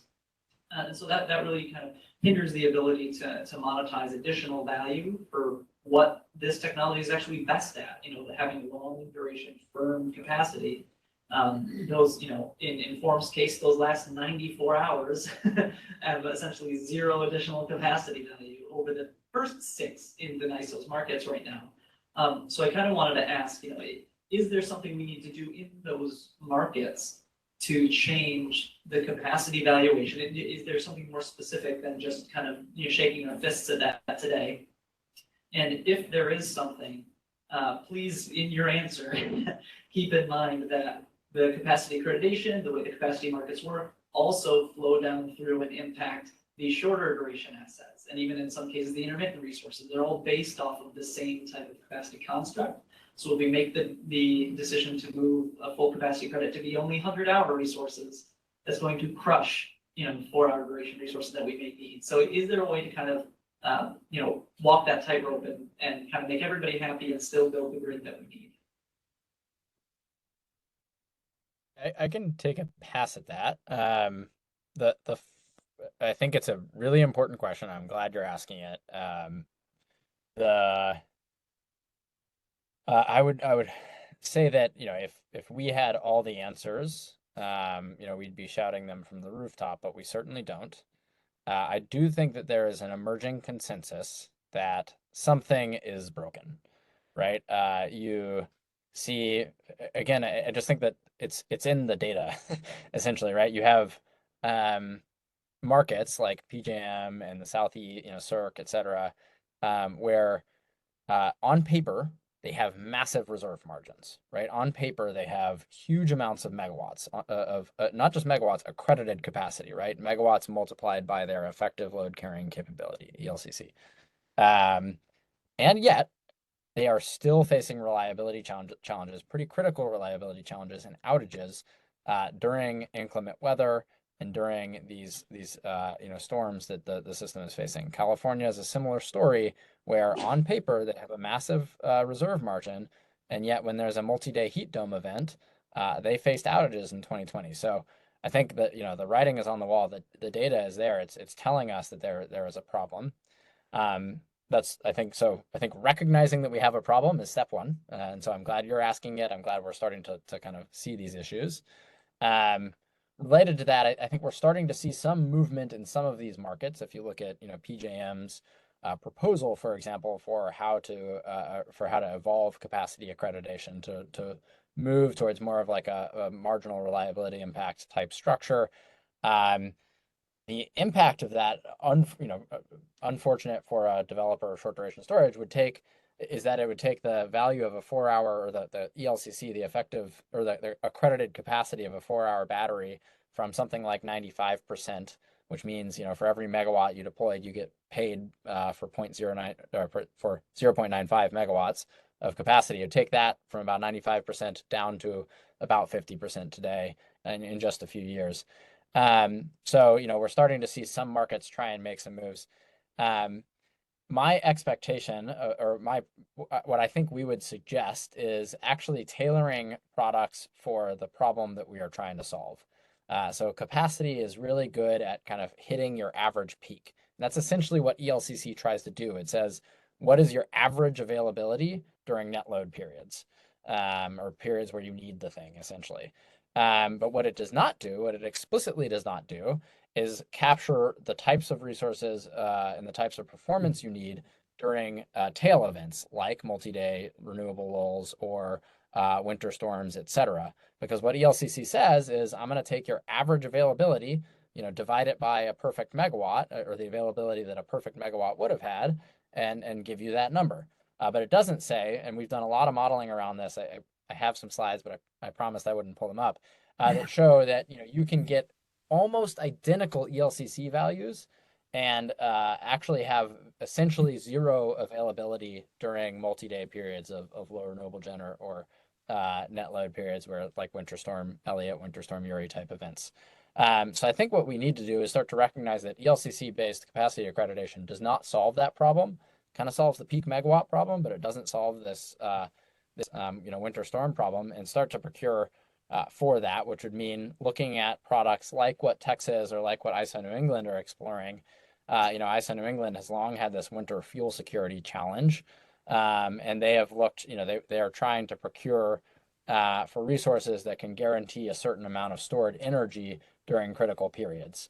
What that looks like today, quite frankly, is paying generators to keep a certain amount of oil stored in tanks on site. Texas has a firm fuel product that they've rolled out. And again, what that looks like in Texas today is storing natural gas on site. But tomorrow, that could look like long duration storage, having sufficient state of charge to power you during to power you through a period of, a winter storm or something like that. So I think we need to start really looking at these, kind of inclement weather type events and, really trying to procure for the problems that we're trying to solve. I don't think we need to kind of completely reinvent the wheel on ELCC, but I think we need to realize and recognize that ELCC does not solve all our problems and start to procure for something that is much more tailored for energy sufficiency, not just capacity sufficiency. So that's where I'll leave it. That was a really good point. And actually, in New York State, we also have downstate New York dual fuel requirements for those exact same reasons. Most of the power plants in New York City are required that be able to burn two different types of fuel and have both fuel sources on site during those winter seasons. And that's a recognition of the reliability challenge, right? That's exactly the same point. So I might add to that I completely agree that the markets aren't working the way we want them to. What we observe in California is that 7 gigawatts of lithium batteries could actually go a long way to stabilizing, say, another 3 gigawatts of added solar. But the evidence is that those batteries are being charged as much by natural gas as they are by solar.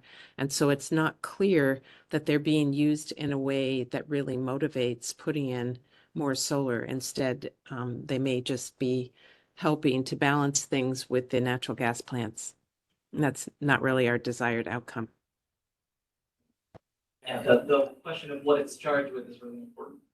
So just with the last 1 minute, I would say, what Scott had touched on there about those extreme weather events kind of being the main drivers of reliability issues now, and a lot of those extreme events happening outside of what we typically call a winter peak day or a summer peak day. That might not even be the most challenging day. For example, summer peaks might be actually very, very easy to meet if we have very efficient heat pumps and tons of solar power. That actually might be relatively easy with all of our installed capacity. Those extreme outlier events might actually be the hardest days.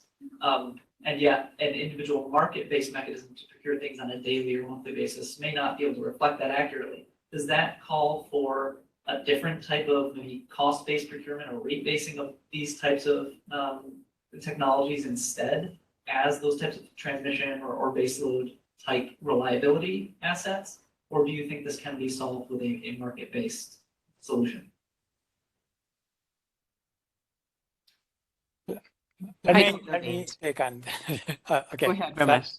Sarah, you know the answer? Okay. No. There's no right answer. There is a clear need for to pay for long duration energy storage for hedging the uncertainties. There's no doubt about it. But since you got only 1 minute before I leave, I just want to make one point which I touched on very early on. Didn't get a chance to it.